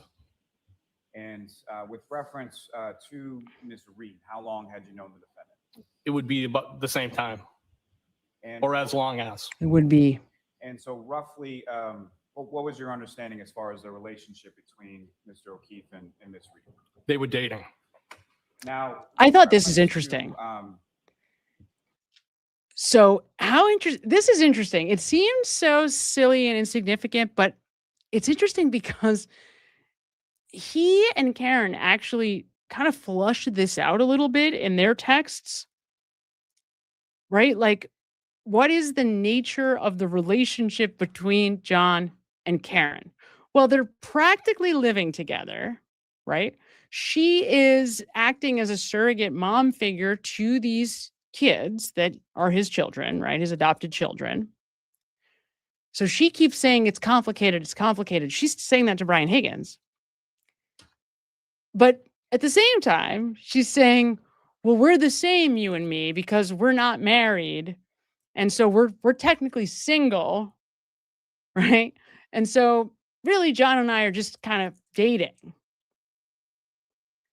And it's interesting to me that that's the way he then sort of frames this when asked about what was your understanding of the relationship between John and Karen, right? That they were dating. It's like, oh, that's interesting. I don't know that I would have said that. I probably would have said, oh, they were boyfriend and girlfriend. Or to me, dating, it seems a little more casual of a way to describe their relationship in actuality than it was. Now, maybe that's just me, but it does seem like he is downplaying it a little. And that's me nitpicking, but I do think it's an interesting way to describe their relationship. The occasions, as far as would there be occasions typically where you would see Mr. O'Keefe without Miss Reed, or you would see Miss Reed without Mr. O'Keefe, or were they essentially together when you saw them? I would say more often than not, they'd be together. And did you have occasion to see them at other sort of social settings outside of the hillside? I went over the house one time before the end of Patriots game. Interesting. So if I could take you back. So you see, they're playing kind of word games here, right? I mean, it's interesting. I wonder how much of this is intentional on Adam Lally's part. How much does he really know about the extent of Brian Higgins' relationship with Karen and John, right? Separately. Because Brian Higgins is sitting here. He actually has a relationship that is specific and definite with John. He has a relationship that's specific and definite with Karen. And he also has a relationship with them as a couple and the idea of them as a couple. So he's being put in a situation here with Lally where he's asking these questions and Higgins has to figure out how to answer them. But it's tricky, right? These are tricky questions to sort of navigate. And you can see him in his mind trying to navigate through this sequence of questions, specifically about what is the nature of your relationship with John? What is the nature of your relationship with them as a couple? And then what is the nature of your relationship with Karen? Because it's a little complicated. Let me ask you this. As far as how would you describe your relationship with John O'Keefe? I considered him a friend. And how would you describe your relationship with Miss Reed? I considered her a friend as well. In the course of time that you knew them, did you have occasion to get their contact information and have communication with each of them through their phones? I had John's telephone. John and I had exchanged telephone numbers. So, okay, here's like it's a great example. So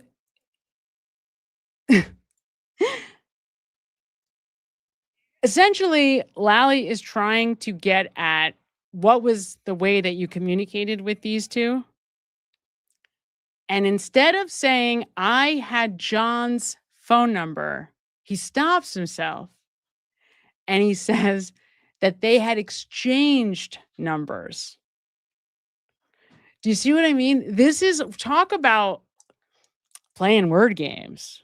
I mean, but this is, this is what I mean about when you really understand the nature of their extent of the relationships here.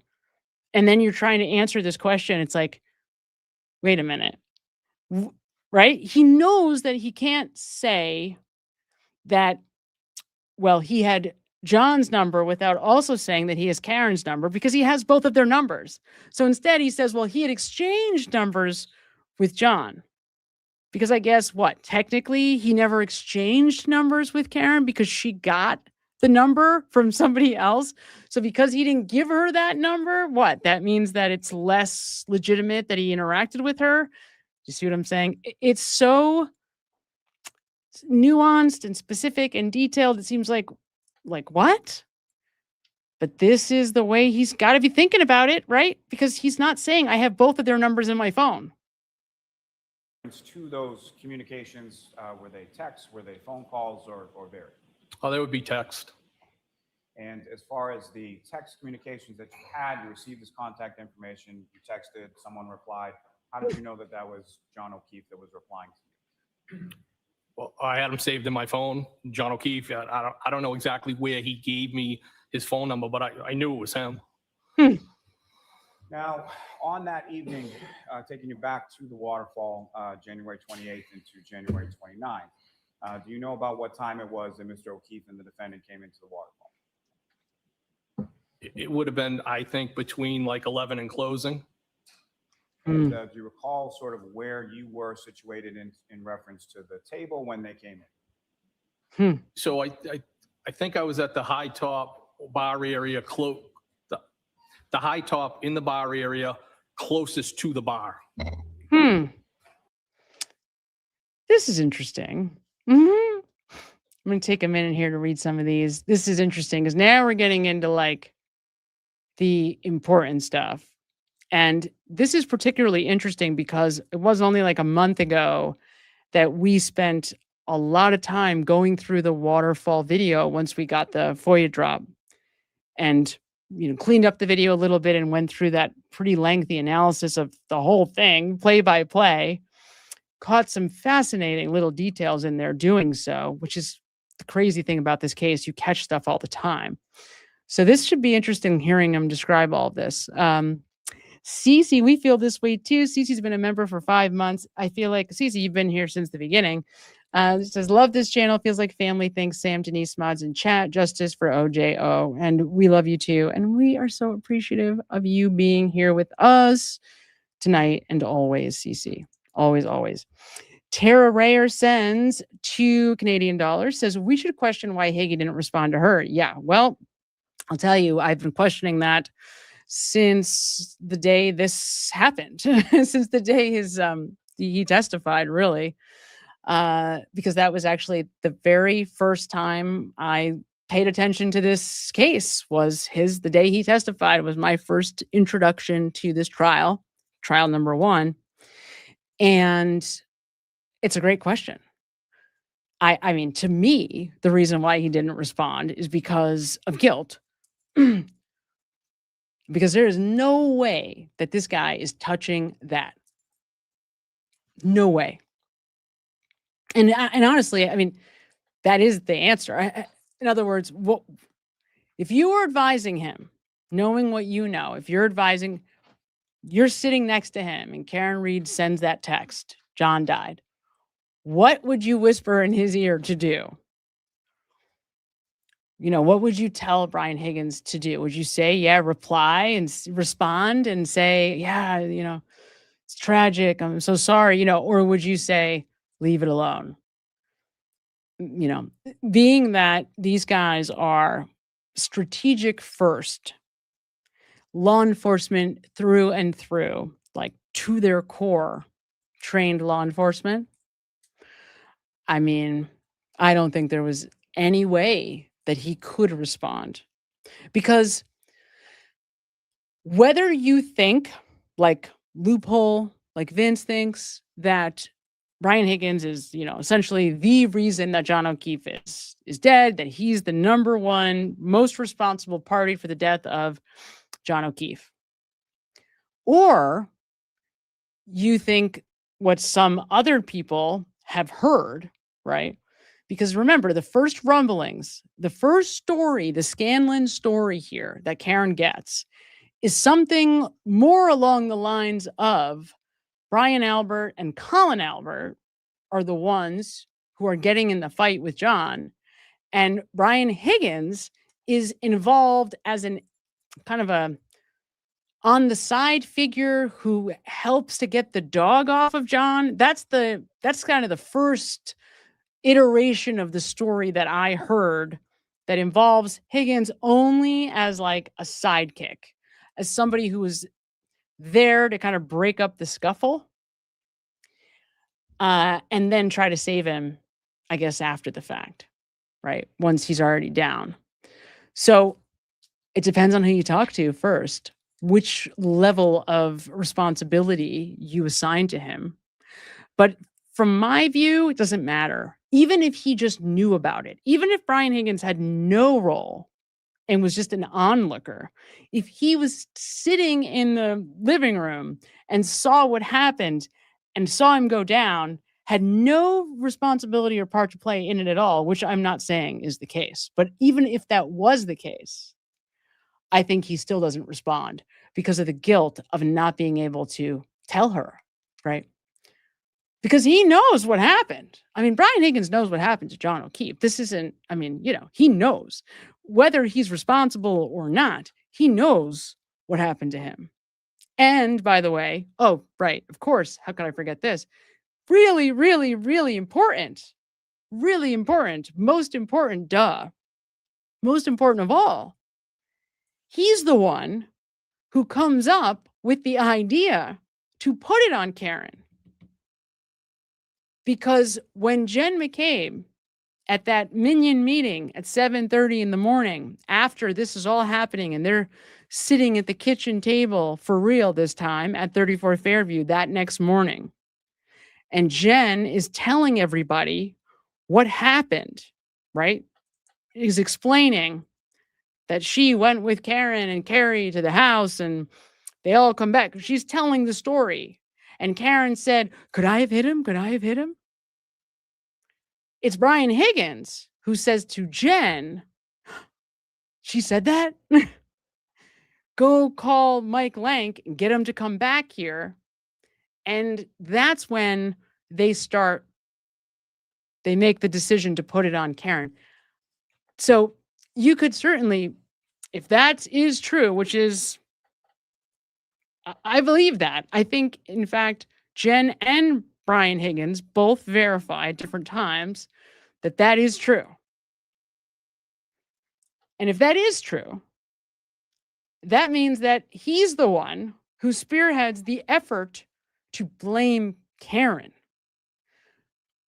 So that gives you, I think, probably everything you need to know. To me, that's pretty amazing, right? It's pretty amazing that when it's like me or you, how quickly everything changes in the mind of Brian Higgins. He was very quick because, right, from his perspective, it's like life or death. I mean, he is a law enforcement officer. He loses everything. It's not just they lose everything. They lose everything. They lose their reputation, their credibility, the careers that they have built their entire lives. He's been working, in this type of work his whole life since, he's a kid.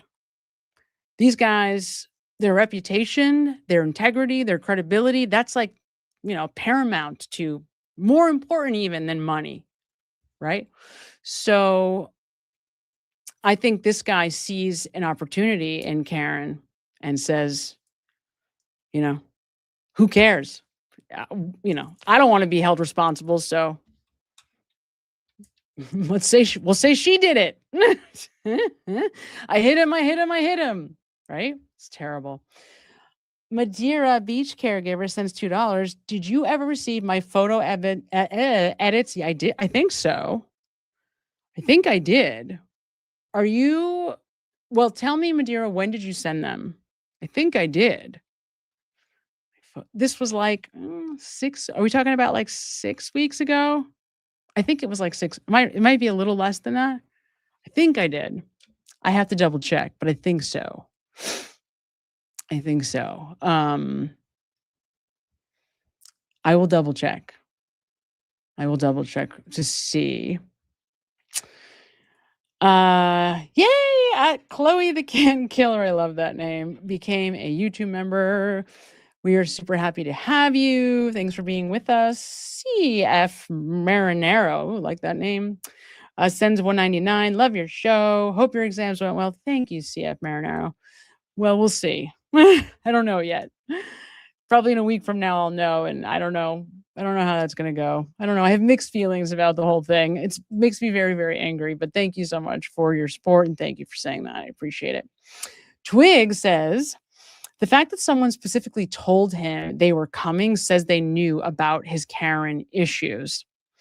The fact that someone specifically told him they were coming fact that someone specifically told him they were coming says they knew about his Karen issues.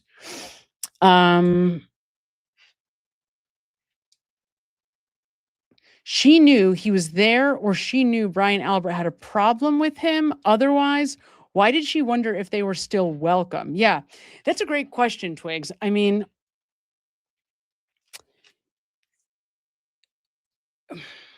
I don't know. I don't know. I don't know.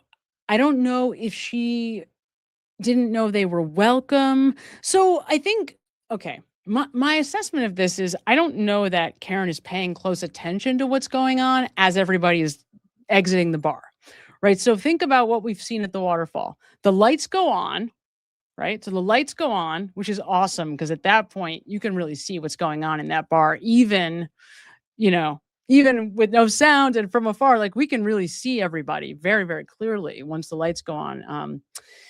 In that waterfall video. And she's still totally enthralled in conversation. The entire time she is at that bar, she's talking to somebody and she's completely engaging with them. She's not like hanging out, watching everybody. She's completely consumed in the conversations she's having.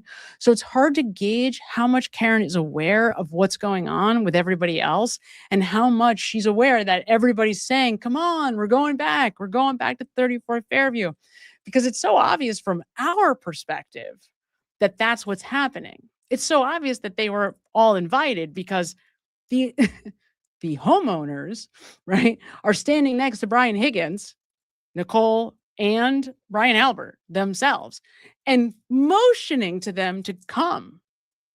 So I don't know how you miss that if you're Karen, unless you're just completely consumed in whatever you're doing, right? So the idea that it's not clear to me. Here's how I would say this, Twigs. It's not clear to me if Karen didn't know if they were invited or if she didn't know they were at the right house.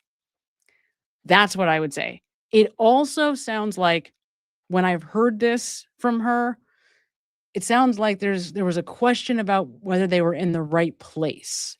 So I can't tell whether they were not invited or whether they were not in the right place. And she may not remember right either. She just may not know. Because, you know, she was drinking and also the thing about Karen's drinking, which was a little different from everybody else, she wasn't there for as long, right? Like John had been at the bar for like, an hour and a half before she shows up. So she's playing catch up a little bit when she first gets to CF McCarthy's. So she's just drinking more in less time, or a lot in a small amount of time, I guess. Right. So she might just be kind of wasted. And, you know, listen, nobody knows what's coming.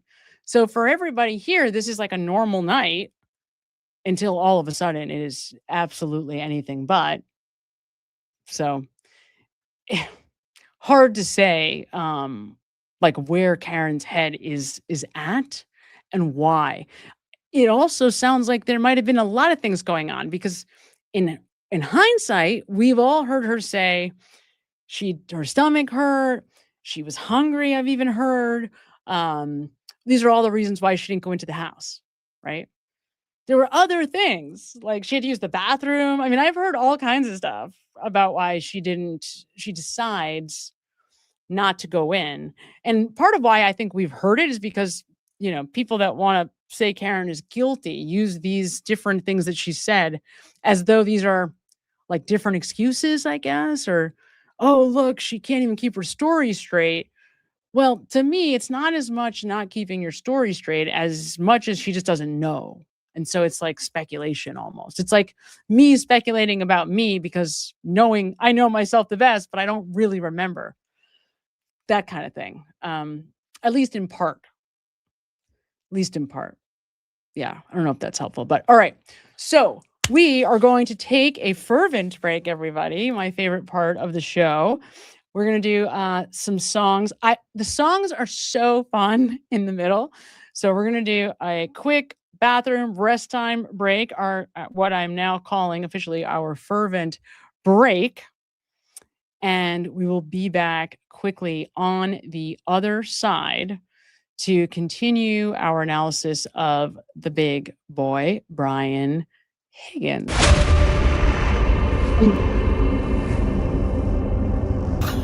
Good morning, Dr. Walter. Good morning. We haven't been formally introduced. Your whole name? Robert Alessi, sir. Robert Lessie. Nice to meet you. Nice to meet you.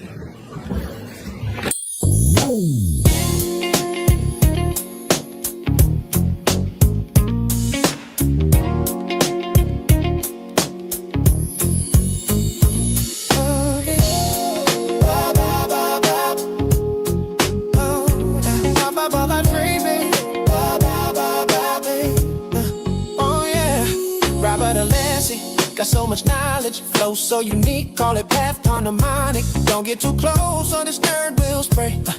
I'm a walking, talking word of the day, hey. But be careful, I'm not all brains. Got a mean left hook that'll change your day. Don't even think about coming for David, or I'll put your blood in an affidavit. With my black gloves, I will legally scalp you. Got me looking like I'm about to tattoo you. In your theory, so many holes I poke. Oh, it's more bullshit than the hardcore hoax. Oh, sorry, judge, but let me elucidate before you go and take our experts away. We want the jury to hear the truth, that John didn't have a bruise. It's what you do to me. Call me a lessonator, baby, I'm here for the kill. Talk nerdy to me, I'll be assiduous, baby, you know the drill. It's what you do to me. Call me a lessonator, baby, I'm here for the kill. I'll be assiduous, baby, you know. His cross exams are more like Hell's Kitchen. He'll beat your ass if you catch your bullshit and talk slick to Bob, and you'll have your natty swinging. Circle round your house like my name Ian Whiffen. Mr. Burgess, you're faking degrees. Have you heard of the term mendacity? He knows now. How can a witness be talking so reckless? Send Welcher to outer space with the Lexus. Once I get going, it's real hard to stop. My rhymes are sharp and they're hard as a rock. Got the young Yeti and it's fully stocked. Give me the rock, and I'll make the shot. Swish. How convenient that Google search is gone. But did you use Axiom? Probably not. Half man, half Vulcan, they calling me Spock. But let me assure you that it's just fine.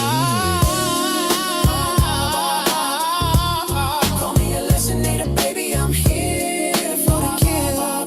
Talk nerdy to me, I'll be assiduous, baby, you know the drill. That's what you do to me. Call me a lessonator, baby, I'm here for the kill. Baby, I'll be assiduous, baby, you know the drill. Baby, I'll be assiduous, baby, you know the drill. Baby,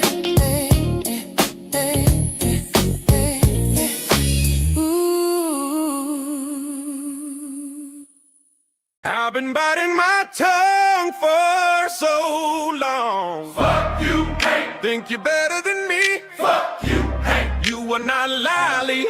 Fuck you, Hank. Think you're better than me? Fuck you, Hank. But why don't we see? I'm a basic kind of guy, I really don't need a flaunt. Smoking 6 packs a day and I'm happy as a hog. All I do is mumble, do I really need any lungs? The trial 1 jury was just like me, they were hung. Trial 2 came around and you wanna bench me? Not one guilty vote, was embarrassing to see. Need to remind you that my jury was 9-3. Take your little OUI and get about the scene. Fuck you, Hank, Hank. Think you're better than me? Fuck you, Hank. You are not lolly. Fuck you, Hank. Think you're better than me? Fuck you, Hank. Well, why don't we see? Oh, I know what will get us the win. Ask Rachel about his fucking ham sandwich again. That'll prove this beyond all reasonable doubt. Oh, who am I kidding? This shit is a rout. It appears that I made a mistake.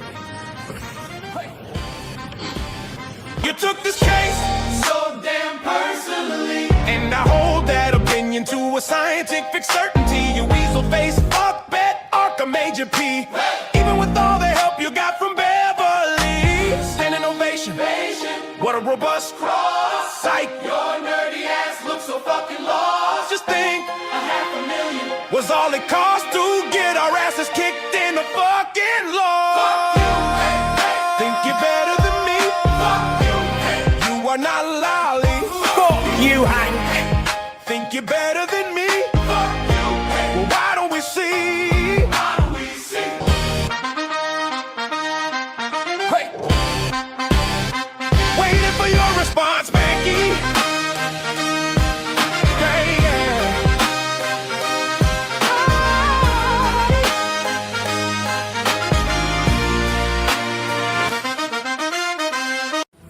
Did I mention my jury was also hung?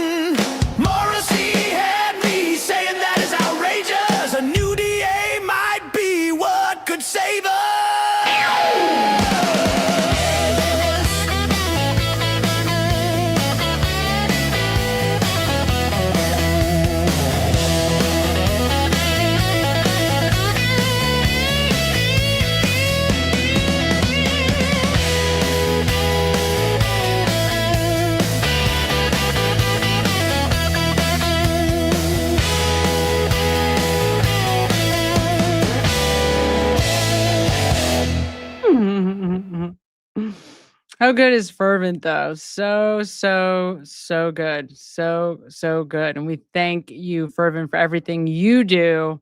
The songs are so good.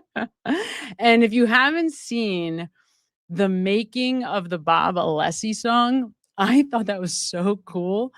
Because it turns out that part of the way that he says he makes these songs is to sing them, and then put the AI voice over it. So I thought that was pretty cool. I was like, oh wow, that is awesome. I don't know if I would have the nerve to even try. These songs are so good. I love them. I love them. So thank you so much for that, Fervent. If you haven't, of course, subscribe, check out Fervent.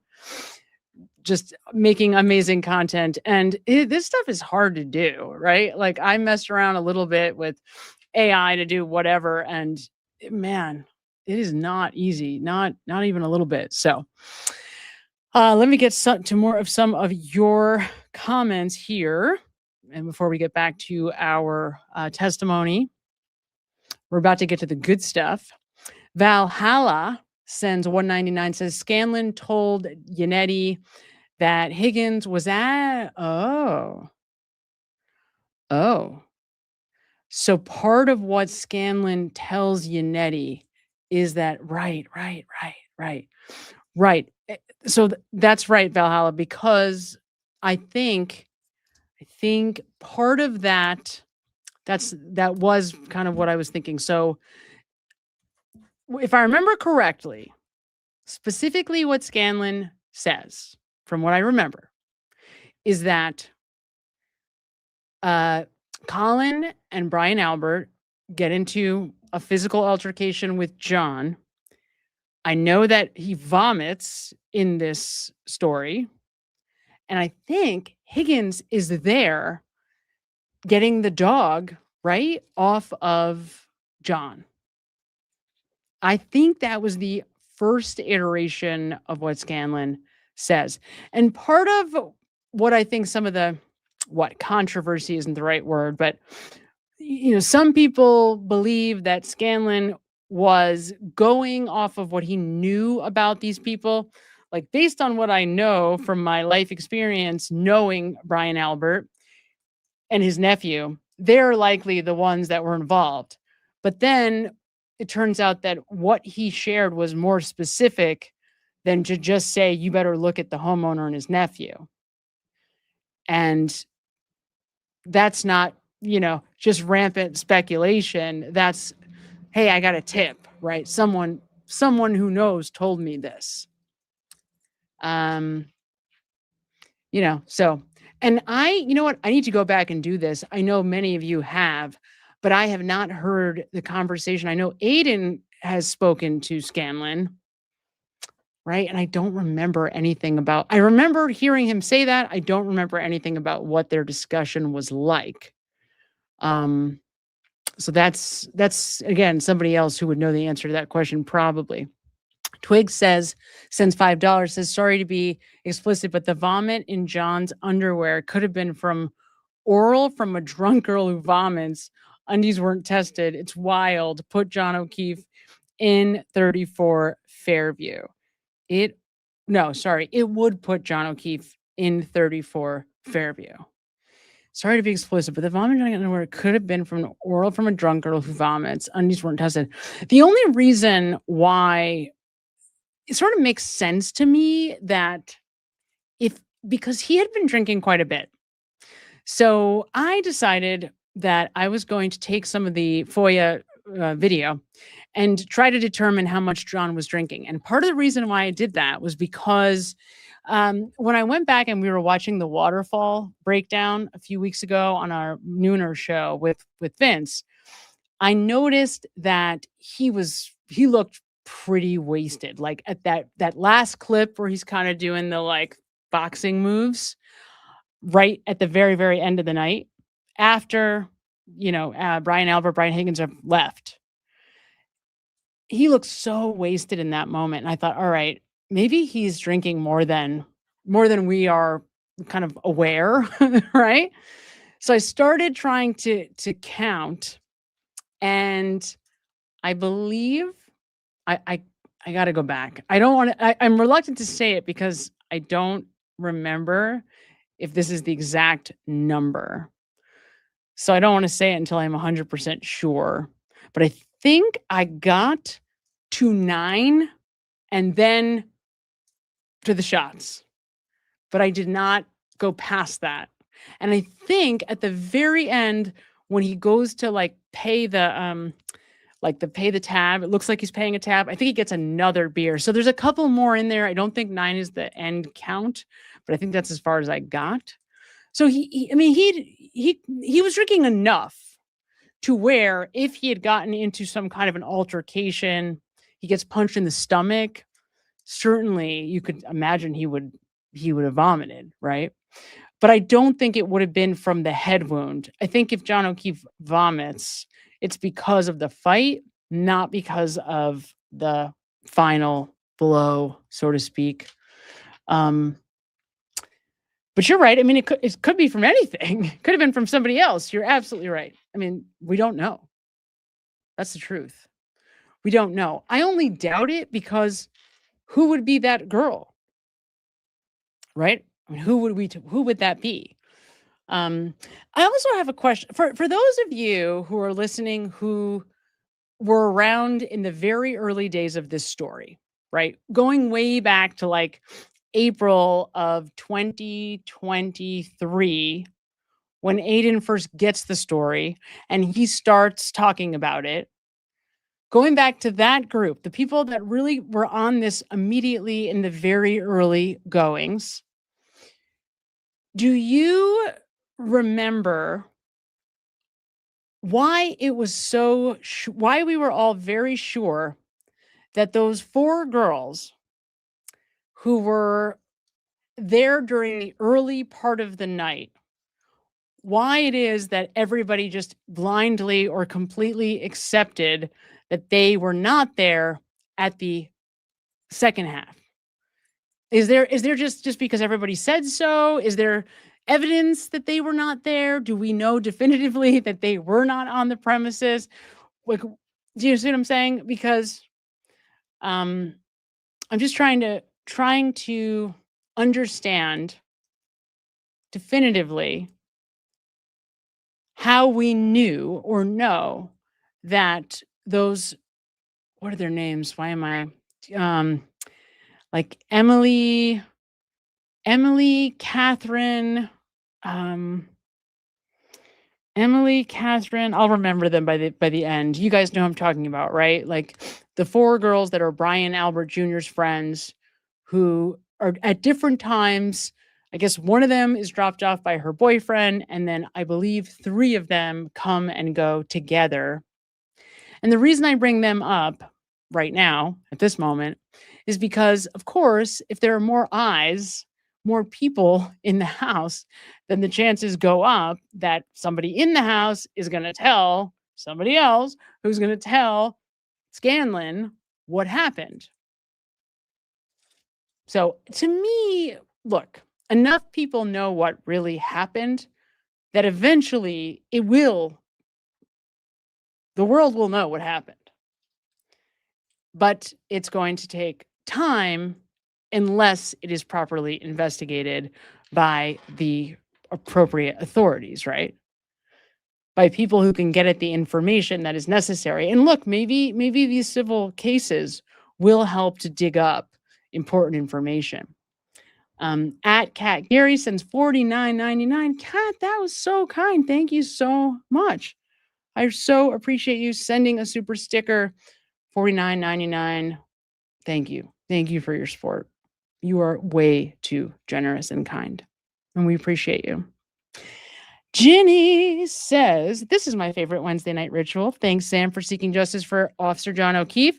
And thank you, Ginny, for being here with us and for being such a solid member of this community. We so look forward to Dorothy's slippers. I love seeing them. It's like one of my favorite little pictures. You don't understand, actually. It's too long of a story for today, but the original Wizard of Oz and Dorothy and Glinda have a special place in my heart going back to childhood. And so they're special figures. So every time I see that picture, I always think of that. So I appreciate you so much for being here with us. At a desire for civil discourse sends $10. Is it just me, or does Higgins not give a single clear yes? No, he does not. Not even where is he within the waterfall? Probably, maybe, I think about. So yes, and that was exactly what I started. One of the first things I think I said when we started is you'll notice that he does it throughout. He does it the entire time. And when somebody does do that, when somebody's basic kind of strategy is to go into a testimony with a strategy, and that strategy is to like kind of deny, defend, right? Deflect, then we know that it's deceptive because they're going into it with the intent of being deceptive, of being evasive, of not giving you information, of giving you selective information. And you can tell based on the language that that's exactly what he's doing. And these guys, and this is kind of my point, these guys are, professionals at criminal justice. So this is their neck of the woods, right? We're visitors here, but this is where they live. So he knows exactly what he's doing. And I think they think they're a little better at it than they actually are, because obviously we're talking about it. It's clear. It's not, none of these people are like getting one over. I mean, we see what they're doing. But it does just generally make everything he says, seem questionable, seem suspect. So what we have to do because of that is try to suss out, well, what are the patterns around what he says that we know can be verified? So we can verify that it really happened. And then how is that different from the things that we can't, right? Or the same. That's kind of our job. But yeah, it's amazing we can get anything at all because it's all so strategic, specific, calculated, deliberate. Exactly. Yeah, absolutely. Very, very, very much the case. All right, let's bring him back up here. Let's get going on this because we're about to get into the good stuff. And when Mr. O'Keefe and Miss Reed came into the waterfall, what, if anything, did you observe? Where did they go when they first came in? So when they first came in, so I believe they may have initially went in, like, veered off in different directions. I recall that she opened her coat and took a drink out of it. I should say a glass. And what, if any, observations did you make of it? So that is so interesting. That is really interesting. So when they first, what were your observations of the two of them when they walk in? So the two observations, he notes that they both go separate ways, right? Now remember where Brian Higgins is at the high top.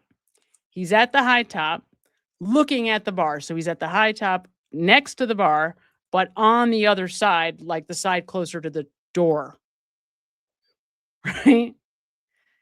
So he's in that spot. And John immediately, the first thing that John O'Keefe does when he walks into the waterfall is greet Brian Higgins. It's the very first thing he does.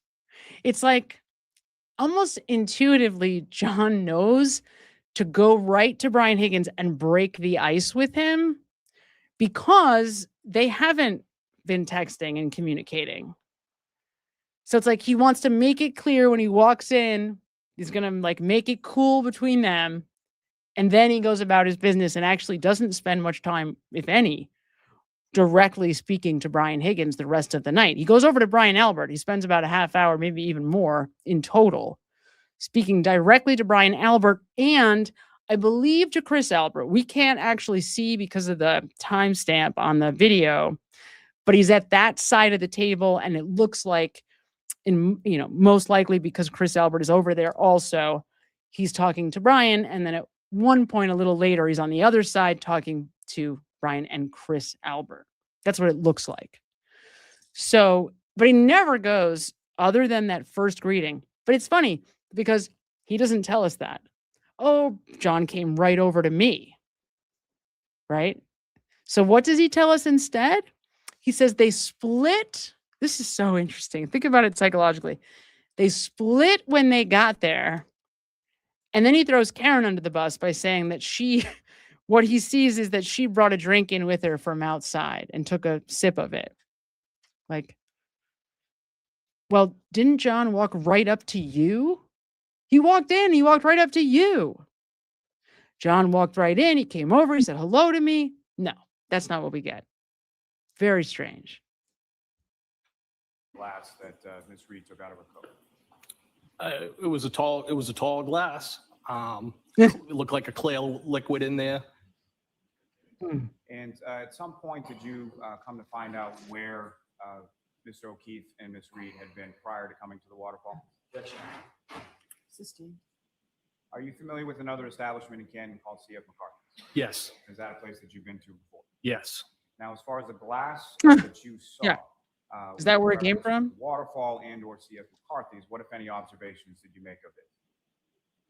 Well, that it wasn't from the waterfall. And what makes you say that? Well, she walked in with it and took it out of her coat, but it wasn't consistent with the type of glasses that the waterfall had. And so let me just ask one further question in regard to that. So when you say it wasn't consistent, what was it This about is really that what made we're it talking about? inconsistent with glasses from the waterfall? I believe it was a tall glass and kind of like bubbles on the side of it, so to speak, like the design. So let's think about this to this very point that Brian Higgins, that everything he says is not about what he really saw, what he was really doing, what really happened. That's not why he's there. He's not here to recount his experience, because if he was, he would be happy to tell us about how John walked right over to him and gave him a big hug. And instead, what he's telling us is that he saw Karen whip out a glass from the other bar. Now, everybody in this establishment is drinking. Everybody. The entire place is drunk, right? And so the thing he's going to point out is that Karen brought a glass in from the outside. We see Nicole Albert walks out with a drink in her hand from the waterfall. Who cares? They're all drinking. Everybody's drunk.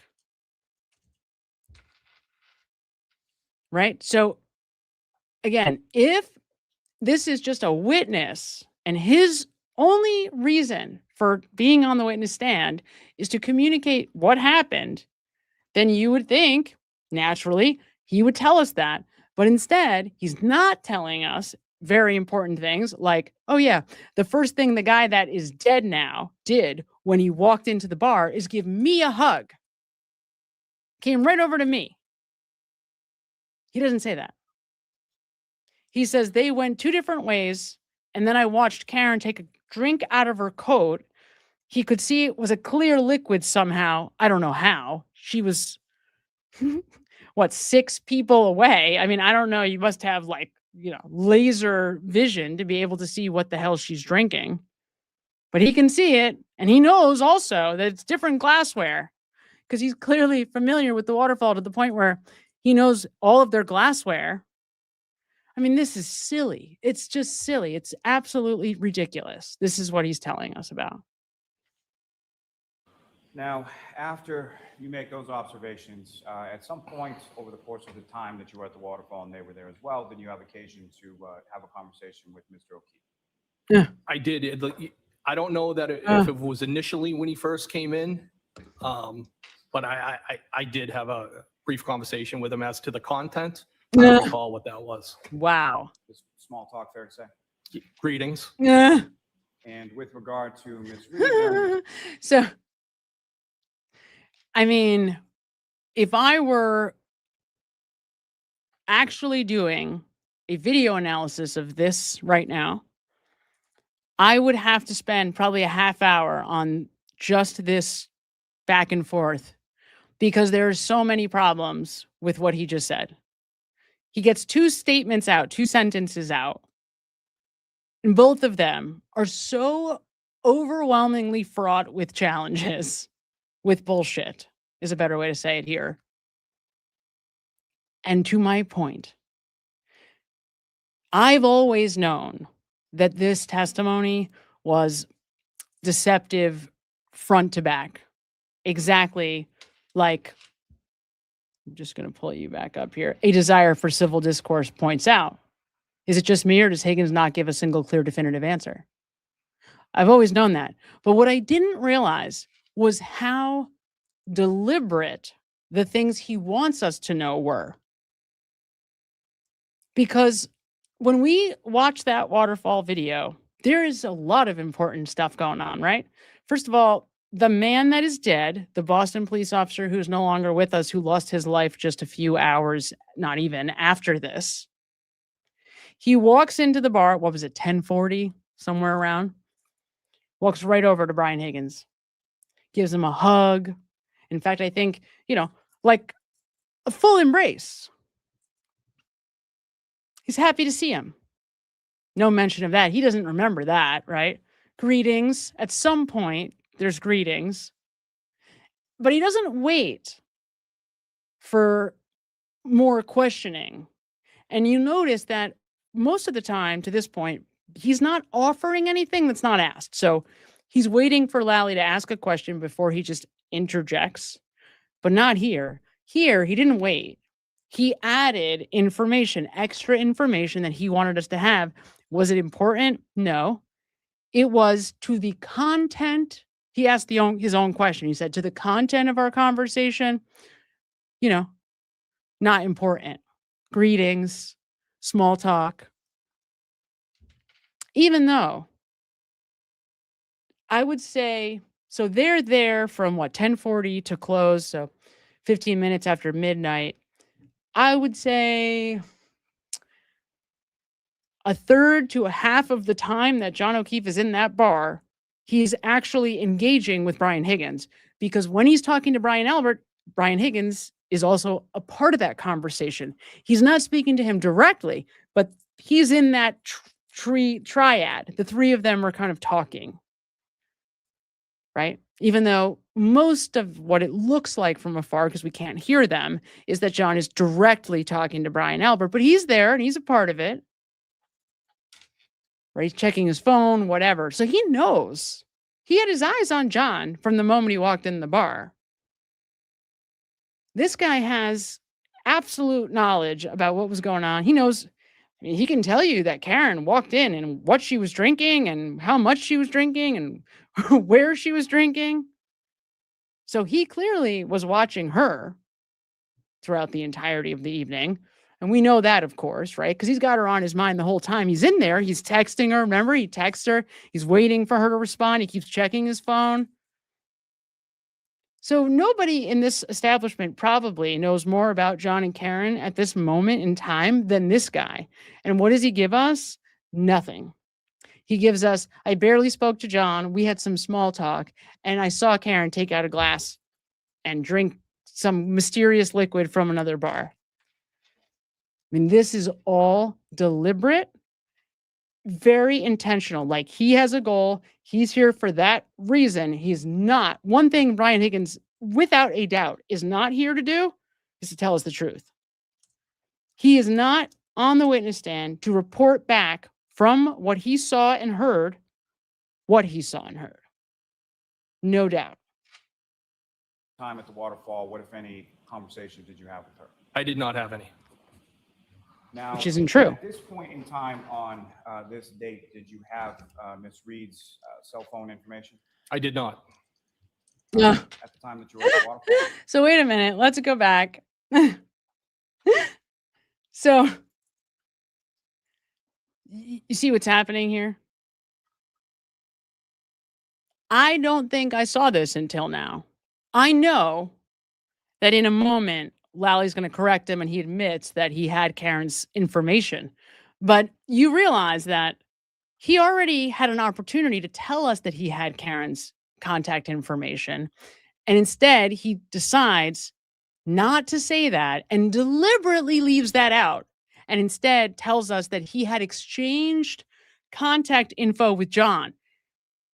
Lally never asks at that point if he had exchanged contact info with Karen. He glazes past it. But he also, Higgins, does not try to interject.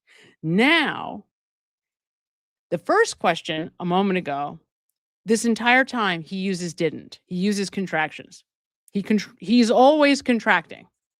Now, all of a sudden, twice, he's telling us things we know are not true. And it's verified by the language. So I want you just to listen to this last sentence. It's just amazing to me how you can really, I mean, it's like you can really count on it. Once you really understand what somebody's patterns are, they're so predictable. It's crazy. It's wild. At this point in time on this date, did you have Miss Reed's cell phone information? Let me go back. Let me go back a I little did not bit. In regard to Miss Reed during your time at the waterfall, what, if any, conversation did you have with her? I did not have any. Okay, so that isn't true. With regard to Miss Reed at this time at the waterfall, did you have conversation with her? I did not have any. Now, we know because for the last year, we have been analyzing the behavior of these people at the waterfall, that they very much did have a conversation. And you know who else knows that? This guy. He knows that too. It's crazy that nobody at any time did what we all did a few weeks ago, which is take that video and literally go moment by moment through it. Now, I am not criticizing the defense team. I mean, these guys, the amount of information that this case brings to bear is oppressive. There's just no way. I mean, look at how many of us are still have eyes on this case, all of us. And we still uncover new information all the time. It was an impossible amount of information. And I don't even think they realized, what they were dealing with during the first trial, which is when this was. So nobody could call him out on it because nobody saw it. But they have interactions at this bar. They have a conversation. She touches him and laughs, and they're kind of flirting before he walks out. So this is a lie, and we know it's a lie. But then he tells another lie, which is absurd, because he's about to get called out for how many text messages? 96 or something. So we know they have each other's contact information, and he lies about that too. Like, you see what I mean? He actually attempts to lie and then realizes, oh yeah, no, I can't really say that. But he tries, which is just so telling. It's like, wait a minute. So wait, your plan was going into this that you were going to say what? That you don't know, you didn't have her contact information? Then, what about these 100 texts that you two have between each other? Like, it's just so silly. It's like, wait, oh yeah, right. Whoops. Now, at this point in time on this date, did you have Miss Reed's cell phone information? I did not. At the time that you were at the waterfall? No. Do you recall sending a text or? Oh, I'm sorry. Can you repeat that question again? He's like, I know we've jumped around a couple of days, but at this time that you were at the waterfall on the 28th, Lally. 29th, did you have Miss Reed's contact? Yes, I did. And then like typical Adam Lally, right? Oh, I know we've jumped around a few days. Well, actually, that doesn't make any sense because he's been talking to her for weeks now. So give or take a day or two isn't going to make a difference with this question, but good try. He's such a snake, Adam Lally. He's such a snake. He's such a snake. Okay. And at some point over the course of the evening while you were at the waterfall, did you send a text to Miss Reed? I did. And do you recall what the substance of that text was? I think it was something like, well. And do you recall event as far as that text message or why you would send that? To be honest with you, it was, I guess you could view it as a flirty text. All right, let's stop. Let's stop. Is there any reasonable explanation that a person could come up with for why or how he answered the question about having Karen Reed's contact information with "I did not"? Any logical way that you could square that? Because obviously he's going to get asked about the text message that he sends to her at 11:30. Right? So, whoops. Yep, whoops. Not that we believed anything he was saying anyway, but it just drives home the point that there's no intent to be honest. That has nothing to do with this. It is simply about convicting Karen Reed, getting a guilty verdict, getting this jury to believe whatever he wants us to believe. That's what he's doing here, right? Because these guys were all coming in hoping and praying that she goes to prison for this so that they could all go to sleep at night and never have to worry about this again. And that's what this was about for them, right? Personally. So that's what this is. This is like his shot to try to do what he can to put Karen Reed in prison. So now he's asked, about the text. Can you imagine being a juror and trying to figure out what the hell this guy is talking about? Like, wait, what? You're flirting with her now? And do you recall meant as far as that text message or why you had sent that to her? To be honest with you, it was, I guess you could view it as a flirty text.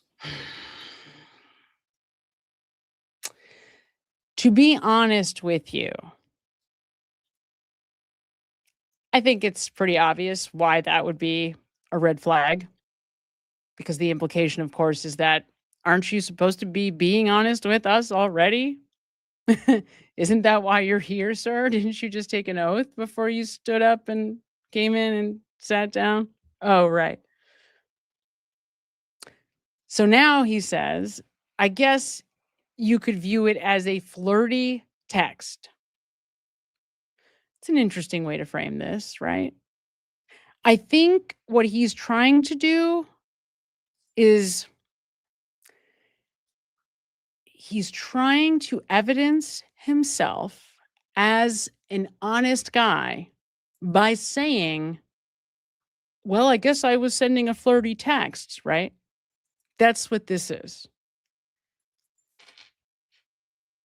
This is him trying to impression manage. See, I'm not trying to hide anything. I'm admitting that I sent a flirty text. Just not admitting to the truth about what actually happened in the bar that night or after. Now,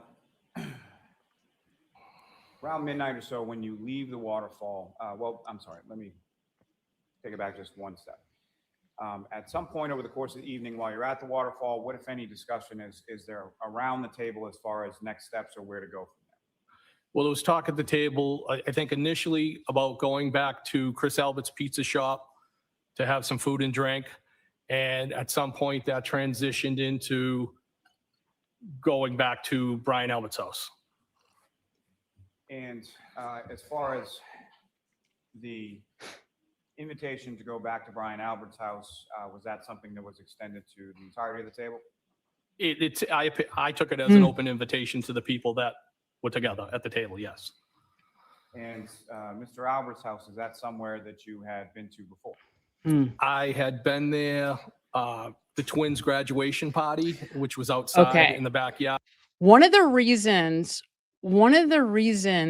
that he stumbles here, anytime he's asked a question that he knows Brian Albert's going to be asked also, there's a hesitation to answer it with any kind of certainty because he doesn't want to say something that directly contradicts what Brian Albert is saying.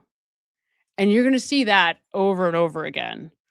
It's sort of like, it reminds me of the picture, the whole thing about going to look at the picture. Brian Albert has them upstairs in the son's room, the picture of the son and the Marines, right? And he has them in the family room. And, you can see whenever he's going to be asked about something that Brian Albert was there for, he's like, he doesn't know how to navigate it. And there's a lot of hedging and extra words and stumbling and fumbling because, again, he doesn't want to say something that's going to get his buddy backed into a corner also. And I think I may have dropped him off on one occasion. I may have dropped something in his mailbox, but those would be the only other times. Would be, if they were. Familiar, at least now, with the address and sort of where you were going. Did you know where you were going that night? I knew where I was going, yes. And the address was 34 Fairview Road. That is correct, yes. And about what time? About midnight or so when you're leaving. Who, if anyone, was leaving the bar around the same time? I mean, I think pretty much everybody was wrapping up and leaving. I know that I beat Brian and Nicole back to the house. I know. As far as the time at the waterfall, with reference to either Mr. O'Keefe or Ms. Reed, what, if any, observations? Now, this is interesting because that's pretty definitive. I know. And we don't get many definitive statements from Brian Higgins. So that's like, oh, I know something? Whoa. And we don't actually see him on the library video, which suggests he just makes it in time for us not to see him. Because I think the video starts at 12 or like 12:01 or something. It's right after 12. And he leaves the waterfall just before that, in time to get to the house right before we would see him on that camera, because it's a really short drive from the waterfall to 34 Fairview, especially in the middle of the night. We don't see him. I don't think we see. I think there might be questions about whether we see Brian Albert. I don't think we do. I can't remember now. But I know we don't see Brian Higgins, and it makes sense that he did get there before, because he's there before we get a chance to see him on a camera. Make in regard to what they were drinking that night. I think John was having beers, is his typical, what I would see him with. And the defendant had, glasses. And you recall her ever at any point that you were there, if you recall, drinking out of a glass different than the one she took out of her coat when she first arrived? I don't recall. Now, you drove from the waterfall to Fairview Road. About how long a drive was that? Probably a few minutes. But the weather was, I remember when I came out, I put the wipers on. There was some snow on the ground, but it was the type of snow where the roadway was still black at the time, but because it was being driven on, but the sidewalk had a light coating. Right. So you see, again, this is now scene management, right? So he heard, oh yeah, this is my moment where I'm supposed to mention snow. And so now he goes into whatever story is in his head that he's supposed to tell us about the amount of snow, because in his mind, there has to be, like, there are these points throughout the night where he knows there's supposed to be a certain amount of snow. And so he's trying to build to that, right? There is, very, very little snow at this time, if any at all. It's minuscule amount of snow, right? Very small, very, very small amount of snow on the ground. And you drive over to the home, and you mentioned that you beat Mr. Albert there. Is that correct? I did. And so, with regard to the home, when you get there, what did you do when you got there? Well, I was kind of being a smart ass, and I dropped the plow and I did a little sweep of the driveway. And then I got out of the driveway because I didn't want to get blocked in, and I parked. And do you recall where you parked in relation to the house? I do, by the mailbox. Your Honor, with the court's permission, if I could publish what's been marked as This is bizarre, is the only way to say it. Right? And I mean, we could all speculate for the next 6 months as to why he feels the need to tell us that he was being a smartass and dropped the plow in the driveway. I don't see a world where there is any utility to this. I also don't understand why he has to have the car in front of the house in a place where we know it isn't. The only thing that makes sense to me is that Caitlin had her car someplace at some point where he is saying his car was. So at some point, I have to believe her car is in front of the house, because it is also a white Jeep, though a very different kind. I can't imagine why else the need to tell us that this Jeep is in front of the house. It does not make sense. Either that or his Jeep is in front of the house for a very short period of time, maybe to move something, move someone. right? But this whole story around the Jeep and the plow, it is bizarre. It's bizarre. Yes. Now, are there? I will tell you that at one point, the working theory that I was running with for a while was that instead of going into the house, maybe Brian Higgins is waiting for John outside to talk to him, and he pulls John, instead of going into the house, John kind of walks over to the Jeep in the driveway. Maybe a fight breaks out. He hits his head on the plow, and that's what the mark is on the back of his head. That's sort of, there's like a distinct line.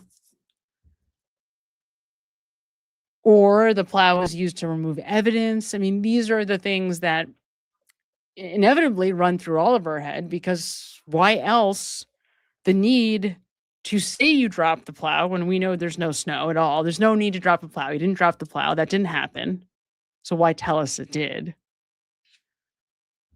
Right? Didn't happen. So bizarre. And actually, I think in the end, the story, the conclusion that I myself have come to around the plow is that it may have happened at a different time. That it is possible that at some point he does use the plow, but it doesn't happen until later in the night. Right? So this is weird. It's weird that he throws it in here. It's weird that he puts himself and the Jeep that we know is not there in front of the house. Very strange. Exhibit 72. Okay. And Mr. Higgins, do you recognize what's pictured up on the screen there? I do. And kudos. What do you recognize that as? 34 Fairview. We all have to give Adam Lally a fair amount of credit for his use of snow and the snow picture. What a brilliant job by him to deceive the whole world, including Lifetime and all the networks, because everybody was fooled by Adam Lally's depiction of this photo of the house after a big giant snowstorm. We don't know when, though, by the way, this picture was taken. A snowstorm, but not this snowstorm and not this night, because there was no snow at the time that he's talking about, right? And by the way, if that was the case, there'd be even less of a chance for this guy to be parking on this side, on this street. Because if you take the lawn out of the equation, you would simply be blocking the road if your car is parked in front of this house. I don't know. The whole thing is insane. It's so freaking nuts. The insanity. With that laser pointer now in your hand, if you could direct the jury's attention to, if you see it in this photograph, where you parked your Jeep at. So the back end of the Jeep would have been right around the Would have mailbox been. itself. And the edge of the driveway is right there. I wanted to make sure that I was not blocking the driveway or blocked in. Oh my God. And so the front. Okay, so I mean, this language is pretty egregious. I want to make sure I was not blocking the driveway or blocked in. Yeah, so he thinks this is a valid excuse to not be blocked in. That's why he keeps going back to it. He thinks this is, yeah, this sounds good. I didn't want to get blocked in. That's why I didn't park in the driveway. Because he assumes that that's going to be the question. The question's going to be, why didn't you just park in the driveway? So he keeps saying this over and over again. I didn't want to get blocked in. Oh, okay, that makes sense. The problem with that, though, there is 3 lanes, right? There's different places that he could have pulled in to not have been blocked in. He could have pulled in behind the car that was in front of him to be the last one out.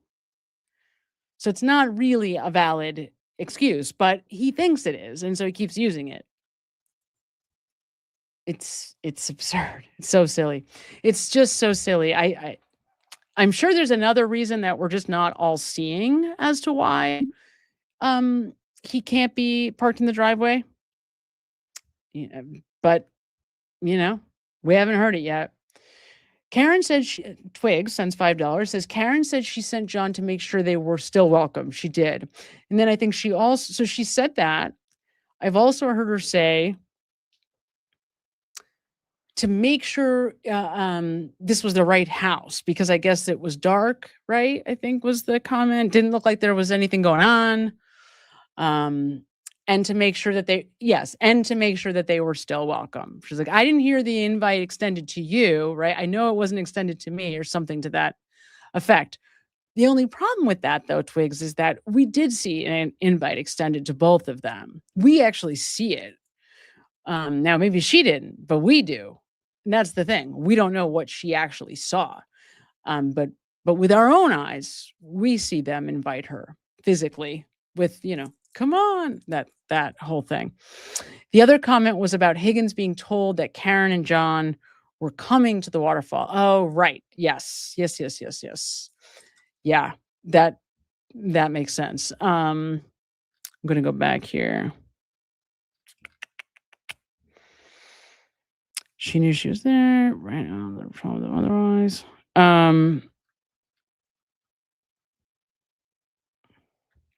The fact that someone specifically told him they were coming says they knew about his Karen issues. Right. So, in other words, the fact that someone specifically told Brian Higgins that they were coming to the waterfall says that they knew about his issues with Karen.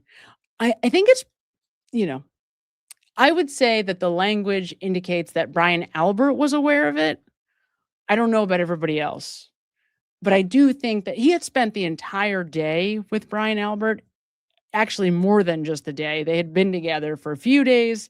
Then they're together alone at this dinner, right, on their way home. I would think that if anybody knew about the Karen stuff, it was Brian. Brian Albert would have known, right? I mean, if anybody knew, it would have been him.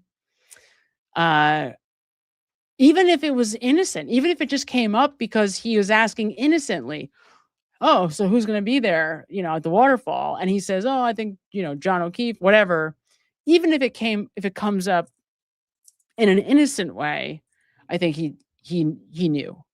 He was maybe the only one, though, I think, at that point. But I think he knew. Just because Brian Higgins isn't close enough with everybody else that was there to have, told Jen McCabe about it or whatever.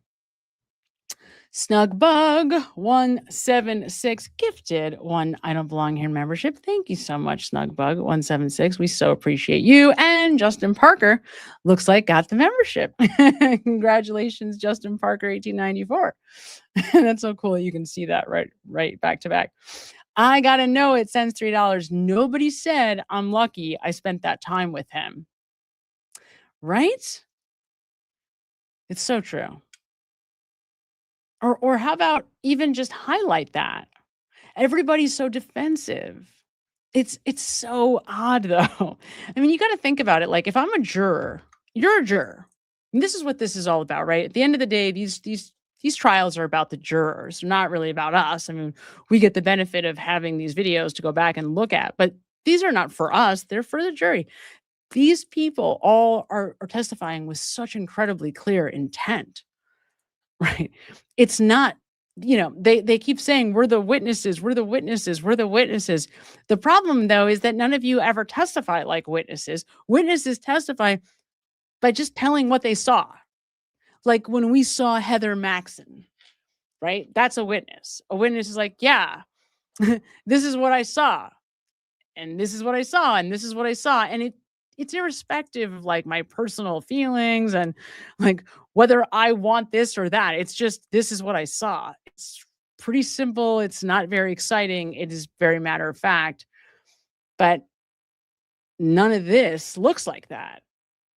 It's just so obvious, right? When you are actually really digging into the language, it's so frustrating though, because yeah, I mean, that's the thing. Everybody went into self-protection mode. Everybody goes right into, I didn't do it. She did it. She did it. Which makes this whole thing just seem like, wait, what? I thought you're just an innocent witness. Why aren't you acting like that? At DP Max Effort sends $4.99. I don't think Higgy ever entered 34 Fair. If you listen to his testimony on entering and then listen to everyone else that was there, only Brian Albert saw him. Yeah, I know what you mean. We'll be listening for that here. I think it sounds like they see him initially. So he goes in initially, and then it sounds like there's a lot of confusion, right? About where he is, who he sees, right? He keeps telling us that same story about the two, Brian Jr. being flanked by two females. I agree with you. And we're going to get to hear it now, which is, well, maybe not right now, but we'll start it right now. Let me get to it because you're right. It's, and that's a good thing to keep in all of our minds while we start listening to Brian Higgins testify about what happens when he gets to the house. Be listening for what does he say about his time there. Now, here's the thing about that, though. Just keep this in mind. Also, DP Max Effort. None of them can tell us anything about what was going on at this time. Nobody can. That's one of the things that I went back and looked at pretty recently and was floored by. Nobody can tell you anything. Nobody. And importantly, they also can't tell you anything about what was going on before John and Karen pull up. So it's very strange. We were singing, laughing, and singing, laughing, listening to music. I think that's it. Or singing, chatting, listening to music. Something like, yes, talking, singing, listening to music. Everybody gives you like the same iteration of those three things, and that's it. We said happy birthday to Brian. It's so bizarre because if you think about any time you've walked into a home for a party, even if it's like 5 people in a house, maybe nothing significant happens, but you walk in, you say hello to whoever, you go over, you get a drink out of the refrigerator, and somebody says, oh no, if you want a glass, if you want wine, there's a bar over there. So you go over, things happen, even if they're not significant, but nobody in this house can give us any of that. It's all generalities, and it's the same, like very much scripted things that everybody says. So keep that in mind also, because it's not like everybody else has these really, elaborate stories about what they're doing at the same time that Brian Higgins is telling us very little also. Keep that in mind too. I believe that'd be going towards Chapman Street. And so I believe. was the closest to the house, so the driver's side or the passenger side? So the passenger side would be closest to the house. So you park along the front of the house or with traffic, correct? Yes. So you arrive at the house, you do as far as the maneuver with the plow in the driveway, and then you park the vehicle, and where is it that you go from there? Into the house. And when you get into the house, who, if anyone, is there, or who, if anyone, is coming in with you? So I might have been there. Well, it was about the same time that Brian and Nicole showed up. I don't know if they entered before me or I entered after them. I entered the house. What I recollect is, whoa, what just happened? So wait a minute. So he was about to say, it seemed like he was about to say, so I got there before them, but then he stops. And again, this is one of those moments where he gets tripped up, it appears, by the thought that something he could say could undermine what Brian Albert says. So this is really interesting. I'm going to slow this down so that we can hear this. because this is like a complete fumble on the part of Brian Higgins. Just complete flop. Whatever happened, his brain just sort of skitzed, and now he's trying to rally, and it's a disaster. Okay. Been there. Well, is coming. Who, if anyone, is there, or who, if anyone, is coming in with you? So I might have been there. Well, it was about the same time that Brian and Nicole showed up. I don't know if they entered before me or I entered. So I might have been there, right? So he was going to say like a few minutes before them, but then he stops and says, well, it was right around the same time, because again, he doesn't want to say the wrong thing. He doesn't want to say something that's going to be in direct contradiction to what Brian Albert says. So now he backtracks and he says, wait a minute. I don't know if I got there if they got there before me or I entered. Wait, how does he say this? He ends up saying it the same thing twice without realizing it. Let's hear it. Is coming in with you. So I might have been there. Well, it was about the same time that Brian and Nicole showed up. I don't know if they entered before me or I entered after them. I don't know if they entered before me or I entered after them. So what that says is he entered after them.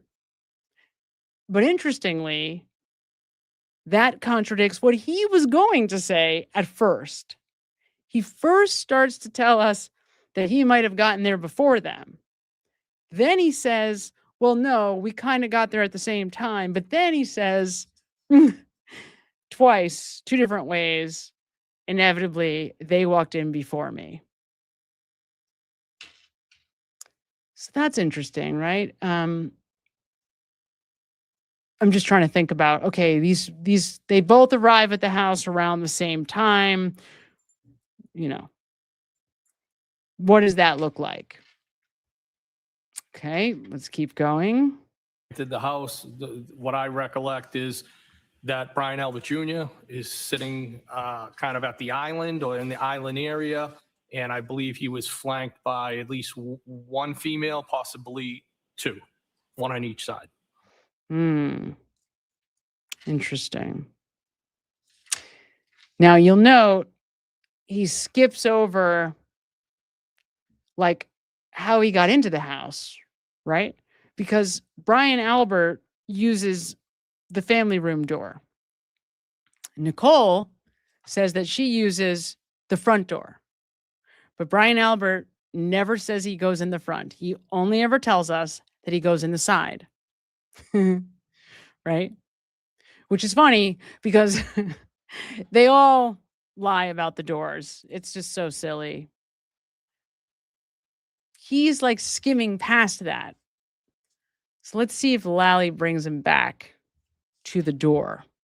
And either of those females, did you know them? Did you recognize them? Did you know who they were? I may have recognized one I've seen before, but I didn't know them.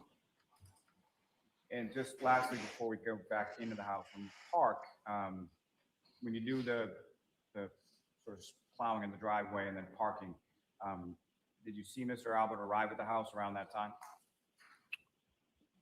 When I parked the Jeep? Well, yes, I made the sweep, and as I could see the vehicle coming up, I made the sweep, got out of the way so he could park. So we had parked in the driveway around the time that you're parking on the street. Yes. So he cleared the snow out of the driveway And that wasn't when you come there. to the house and you see the people that you've described, where were they situated within the house? So I came through what I would call like a breezeway door. So there's a front door to the residence. There's the garages, and in between there is a like a breezeway door. Yeah, this is odd. This is so odd. This is so odd. What is he talking about, you guys? Listen to this description. He's saying there's a front door to the residence. Then there's the garage. Then there's another door. Okay, this is the door that Brian Albert uses that goes into the family room. He says it's a breezeway door. Okay. But then listen to what else he says. I came in through there, and it's kind of like you're in the kitchen. I think there's like an island, so to speak. Except that the door that he's actually telling us that he goes into is not the entrance that takes you into the kitchen, right? So this is a complete flop. This description of the doors and the house that he walks into is not logical, is not correct. It's completely distorted. Now, to your point, I'm going to pull you back up here if I can. Where did you just go? Where'd you just go? Yes, at DP Max Effort, to your point about Higgins never going into the house, this does, I don't know if it lends credibility to him not going into the house, but it certainly calls into question, like, what is he thinking about here, right? Now, everybody in the house who we can't believe at all tells us that he and Brian Albert are together. Everybody places them together. Right. Remember, they're together looking at pictures either upstairs or in the family room but they're somewhere together.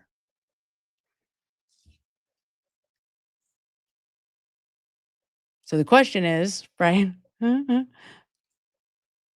Are they together? Are they separate from everybody else? And if so, where are they? And is it possible that Brian Higgins doesn't go into the house? I don't know. I used to think so. I have thought so in the past. I don't think so now. And it would be a lot of me having to explain why that is. There's just so many different factors at this point, but this is tough. I mean, this is really tough. There are a lot of different variables in play. And the question really is, like, what the hell? Like, why is this guy lying about where the car is? The fact that he's plowing a driveway that does not need to be plowed at all, right? Now he's wrong and being deceptive quite clearly about the door that he goes into, and he's clearly not sure. I mean, you see what he's saying here, right? He doesn't know. He's being overly descriptive, but he doesn't know. The reason why he's being overly descriptive is because he doesn't know. He doesn't know. He's kind of hoping that it just flies past us all. And you know what? I think it did initially. I don't think I caught this until I became more familiar with the house. And then I realized, wait a minute, the breezeway door that he's talking about goes into the family room. It does not open up into the kitchen.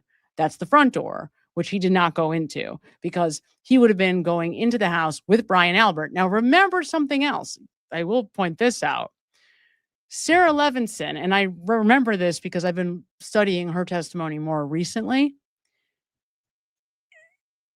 She thinks that these two come in together because she thinks that they are coming back from New York. She doesn't know that they've been at the waterfall with the rest of the group. So when she sees those two come in together, she says, oh, they came back first, just before the rest of the group. Just before Nicole and Caitlin also come home. So to her, the first group that returns is these two because they walk in first, even though it's moments before Caitlin and Nicole, right? So it's interesting that this is, again, it's just, who knows what the hell this guy is thinking about and why, but it is also deceptive. I mean, quite obviously, he just botches this entirely. You may be able to sit at it, and Brian Albert Jr. was right there. Wait a minute. Again, flat at it. And he's saying you may be able to sit at the island. Listen to what he's saying. It's like, what are you talking about? the garages, and in between there is a like a breezeway door. I came in through there, and it's kind of like you're in the kitchen. And But you're not. I think there's like an island, so to speak. You may be able to sit at it. Oh, maybe. Brian Elbert Jr. was right there, and again flanked by one, if not two females. Now, at some point Interesting. after your arrival, who, if anyone else that you were familiar with, came by the house? I believe it was Jen and Matt McCabe. You know about how long it was after you arrived or they arrived? No, It's I don't know. interesting. I mean, I don't think it was much longer. People started, float in at that point. And beyond sort of the kitchen area that you were describing before, where else did you go within the house that night? At one point, briefly, Brian Albert showed me some photographs, family. I believe primarily it might have been of his son who had recently been in the Marine Corps. I believe primarily it might have been. I believe primarily it might have been of his son who had recently been in the Marine Corps. I believe primarily it might have been of his son. Explain that. Like, how does any rational thinking human being explain what he just said? Right? Like, wait. How could you even tell us this if you don't know what you were looking at? How would you even be able to make this assertion if you only believe primarily and then it might have been, right? I believe primarily it might have been his son who recently joined the Marine Corps.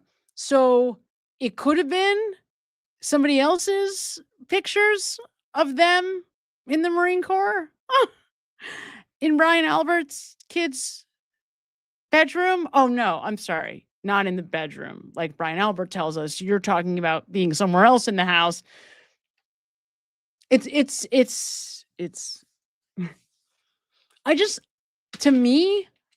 want to know, like, how does anybody who supports this,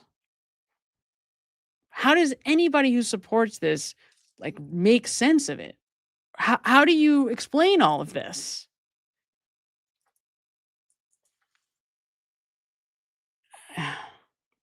Like, if you people that don't have anything to hide, like, don't hide stuff. I mean, it's really simple. It's not complicated. We can make it as complicated as we want to, but this is pretty straightforward, right? It's not even like, it's not smooth. There's no real, like, it's pretty clear, right? This is as clear cut bullshit as you can get. Gone into, I should say. And do you recall? Yeah, that's what you should be worried about. Correcting how you said that last part. Why was he showing you specifically like those photographs of his son in the Marine Corps? Because he's proud. Now, as far as, let me ask you this. As far as yourself and or Mr. Albert, what if any familiarity or what if any background do you or Mr. Albert have with regard to the military? Brian was in the Marine Corps. I was in the Army. Now, this period that you're talking about in the other room, about how long a period was that? It was brief. And beyond yourself and Mr. Albert, was there anyone else from the group that you described that was in the room at the same time? Right. So again, he can't. It's another opportunity to give us a time statement, and he can't give us time statements. So he just says it was brief. Got to be careful here. Same time as you and Mr. Albert? I don't think so. I think Nicole may have popped in for a second, but I'm not 100% positive on that. And as far as Yeah. So if we are decoding that, what he's really saying is, I'm not sure whether Brian, Albert, or Nicole are going to tell you that they were in this imagined story. So I'm not 100% positive. about what I'm supposed to tell you right here, right now? Maybe. I'm not sure. Right? So this is a shared, I was going to say delusion, but really it's just a shared story, right? It's a shared narrative that everybody botches royally, but one that they have all come together to at least try to make an effort to, you know, I guess stay the course on. DP Max efforts sends $9.99. He was still in his truck. The Jeep is a decoy. He picked the Jeep up at Canton right before the Canton video starts. All of the detail is to convince you he was in the Jeep. All right, let's go back. So he was still in his truck. The Jeep is a decoy. All right, so let me ask you this, DP Max effort. Here is the only problem I have with this, with what you're saying. We do see him pull into the Canton Police Department, right? In a Jeep. So how does he get there? You're saying that there's another time when he goes to pick up that Jeep? Like, do you see what I'm saying? So how would that happen? He picked the Jeep up at Canton right before the Canton video starts.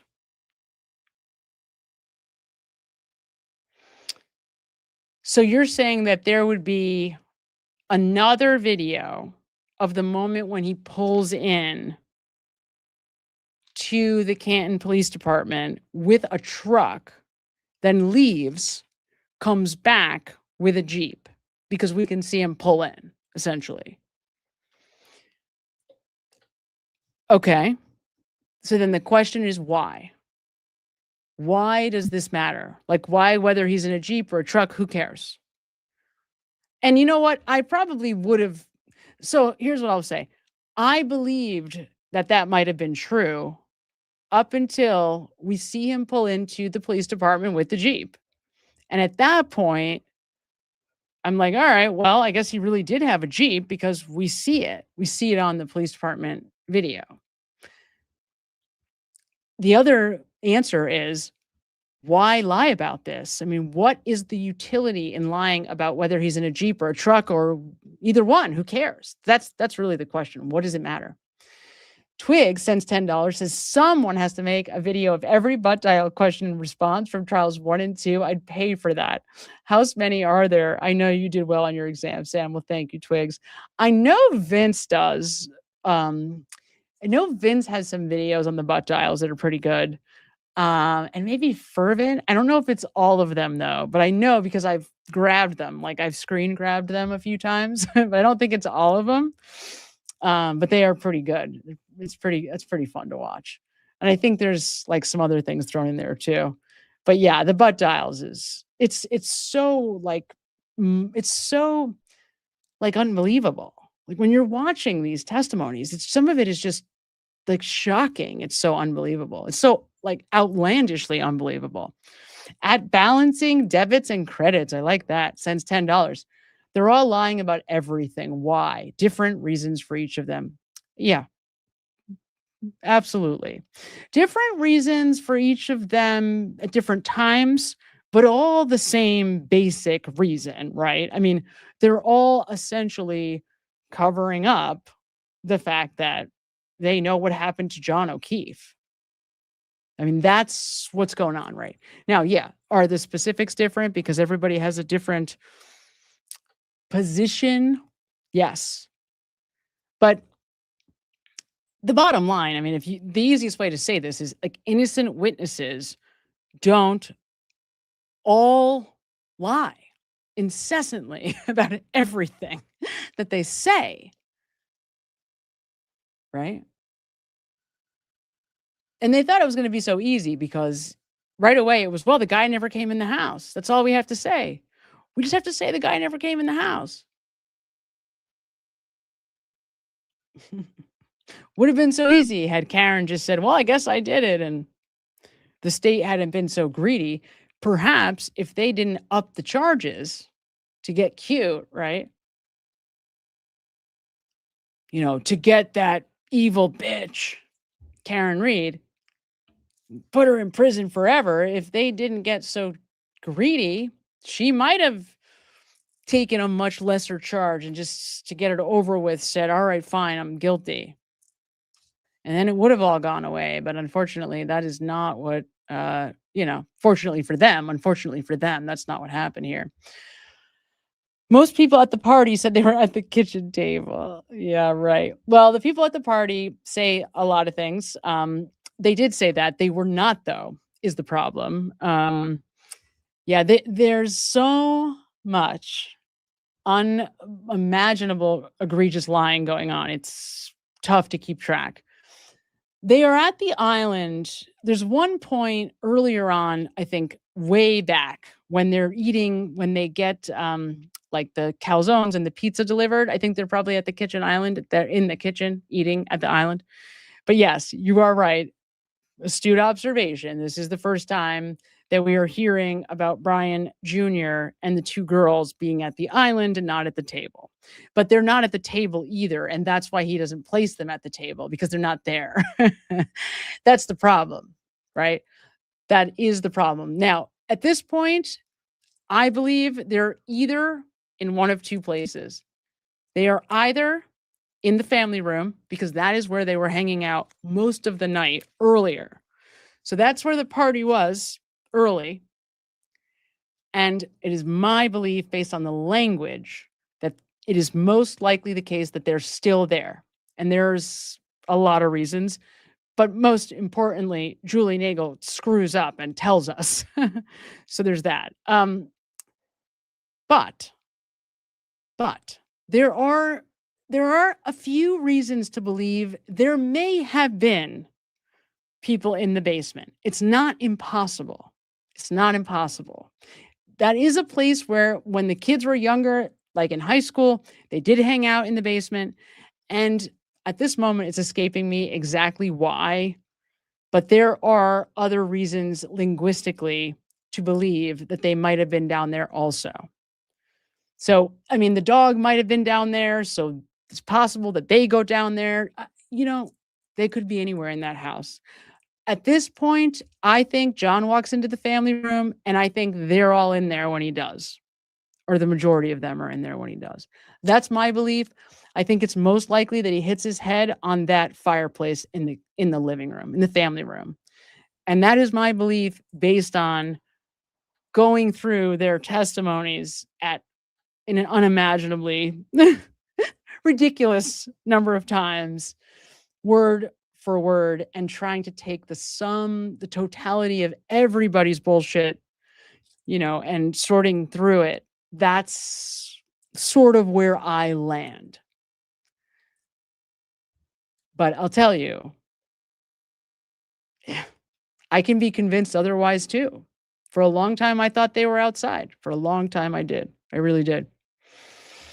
Twig sends $5, says, I've been saying forever the biggest truth sits behind the lies of who's riding with whom and from where. I've been saying forever the biggest truth sits behind the lies of who's riding with whom and from where. Yes, that's right. Exactly. I think the people that are probably the easiest to get information from are the ones who are supposed to know the least. Because it's almost like, I don't know, we're all sort of like staring at Brian Higgins and Brian Albert, but Julie Nagel gives us a lot of information accidentally, and it's really accidental. She didn't mean to. So that's why I started turning my attention to Sarah Levinson. I have not completed that exercise, but I know it's something that I really need to do, because she has a lot of information too. At Freedom Over Safety sends $10. Higgins said they went up to the bedroom. I know. To look at pics, yet Brian Albert and Nicole said they were in the family room. Wait a minute. Actually, Brian Albert says they went to the son's bedroom. Brian Albert. So Brian Albert says that he went up into his son's bedroom This is Brian Albert says that they went to look up into the son's bedroom at pictures of the son and the Marines. Brian Higgins says that they are in the family room, son and the Marines. And Nicole Albert says that they're in the family room looking at pictures of Brian Albert Sr. Brian Albert Sr. when he was in the Marines as a kid, right? Yeah. So, and then the first trial, Jen is echoing what Brian Higgins is saying, the first trial. And then the second trial, she's not sure what to say. So she just says son in the Marines and then keeps talking. Literally, that's what she says. Or maybe the son in the Marines, they might have been looking at a picture or something like, I have a faint memory of that. That's what she says. Yeah, it's a disgrace. Stephanie blah bitty blah, I love it, became a YouTube member. Welcome Stephanie blah bitty blah. I love that name. It's so fun to say. Kid Jerk 007 says, sends $5 and says, Sam, thank you for all your do, even putting up with Vince. Well, I appreciate that. You know what? That I probably earned the $5. No, we love Vince, but yes, Vince is definitely, we all love him, but he's tough. I think he tortures Emily the most. So to be fair, she puts up with a little bit more than the rest of us. But yeah, I just try to tune it out when he really makes me mad. The funny thing about Vince, just like a side note, he's so funny. He just needs time. Like, he'll fight you. And then eventually you just leave it alone. And then like a month or 2 months or 3 months later, he'll come back and he'll be like, oh my God, I finally see this thing. And you're like, oh, everybody at that point is like rolling their eyes like, Vince, we've been telling you this for 2 years. He's funny like that. It's funny. Maybe we're all like that to some degree though. So, oh my God, you guys, I cannot believe we are on 3 hours and 31 minutes. If you haven't, hit the like button for me, because we are at 3 hours. Oh my God, 3.5 hours. It's crazy. I can't even believe I can talk for this long. It's insane. All right. So we're going to put a pause in this moment and we're going to come back to this again. And we're going to finish this one. I'm not going to let myself off the hook. We have to finish this testimony because all of you are right. There's a tremendous amount of important stuff going on here. I mean, look, we all see that this entire testimony is evasive, contrived. It's not a man reporting from a factual, basis and what he remembers from this night. It's a guy who's carefully calculating a story that he wants to tell us bits of. Selectively. Very selectively. And so we have to figure out, all right, how can we make sense of this story from those bits and with the evidence that we have? We are going to figure out what happened to John O'Keefe. It's just going to take time. And the fact that we are all working together to do it is going to get us closer, faster. Because we do not have the advantage of a law enforcement entity that was interested enough in doing it for us. How freaking sad and tragic is that? 3 police departments. 3 police departments. And this is a police officer, the Boston Police Department, the Massachusetts State Police, and the local police. No interest in figuring out what really happened to this man. Instead, they elect to put millions of dollars, unfucking imaginably, into convicting a convenient patsy, because that's who they wanted to believe was responsible, because it made all their lives easier, really. It's disgusting. It's just so disgusting. All right, you guys, that is it for me. We will be back here next week for our members only live. Next Wednesday, earlier there, we're going to be doing our live at 7 p.m. next Wednesday for our members. So I hope to see all of our new members there. Don't forget, I will remind you during the week. But we will be back in 2 weeks with this analysis. And do not let me off the hook, guys. We have to finish it. I swear to you, we are going to do it come hell or high water.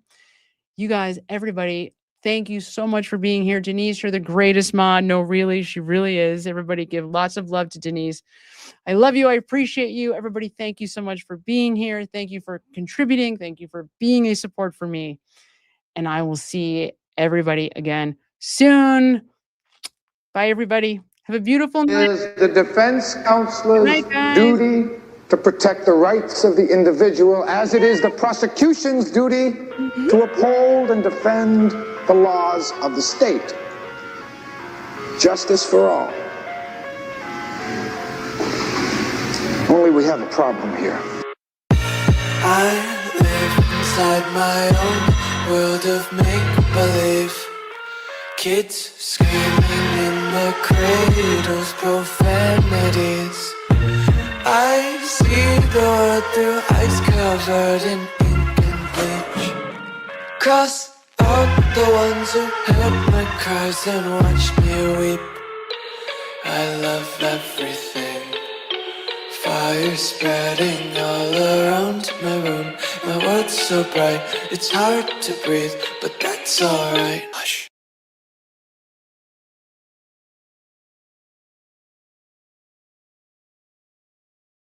This is me reminding you to like this video, comment, subscribe, like this video.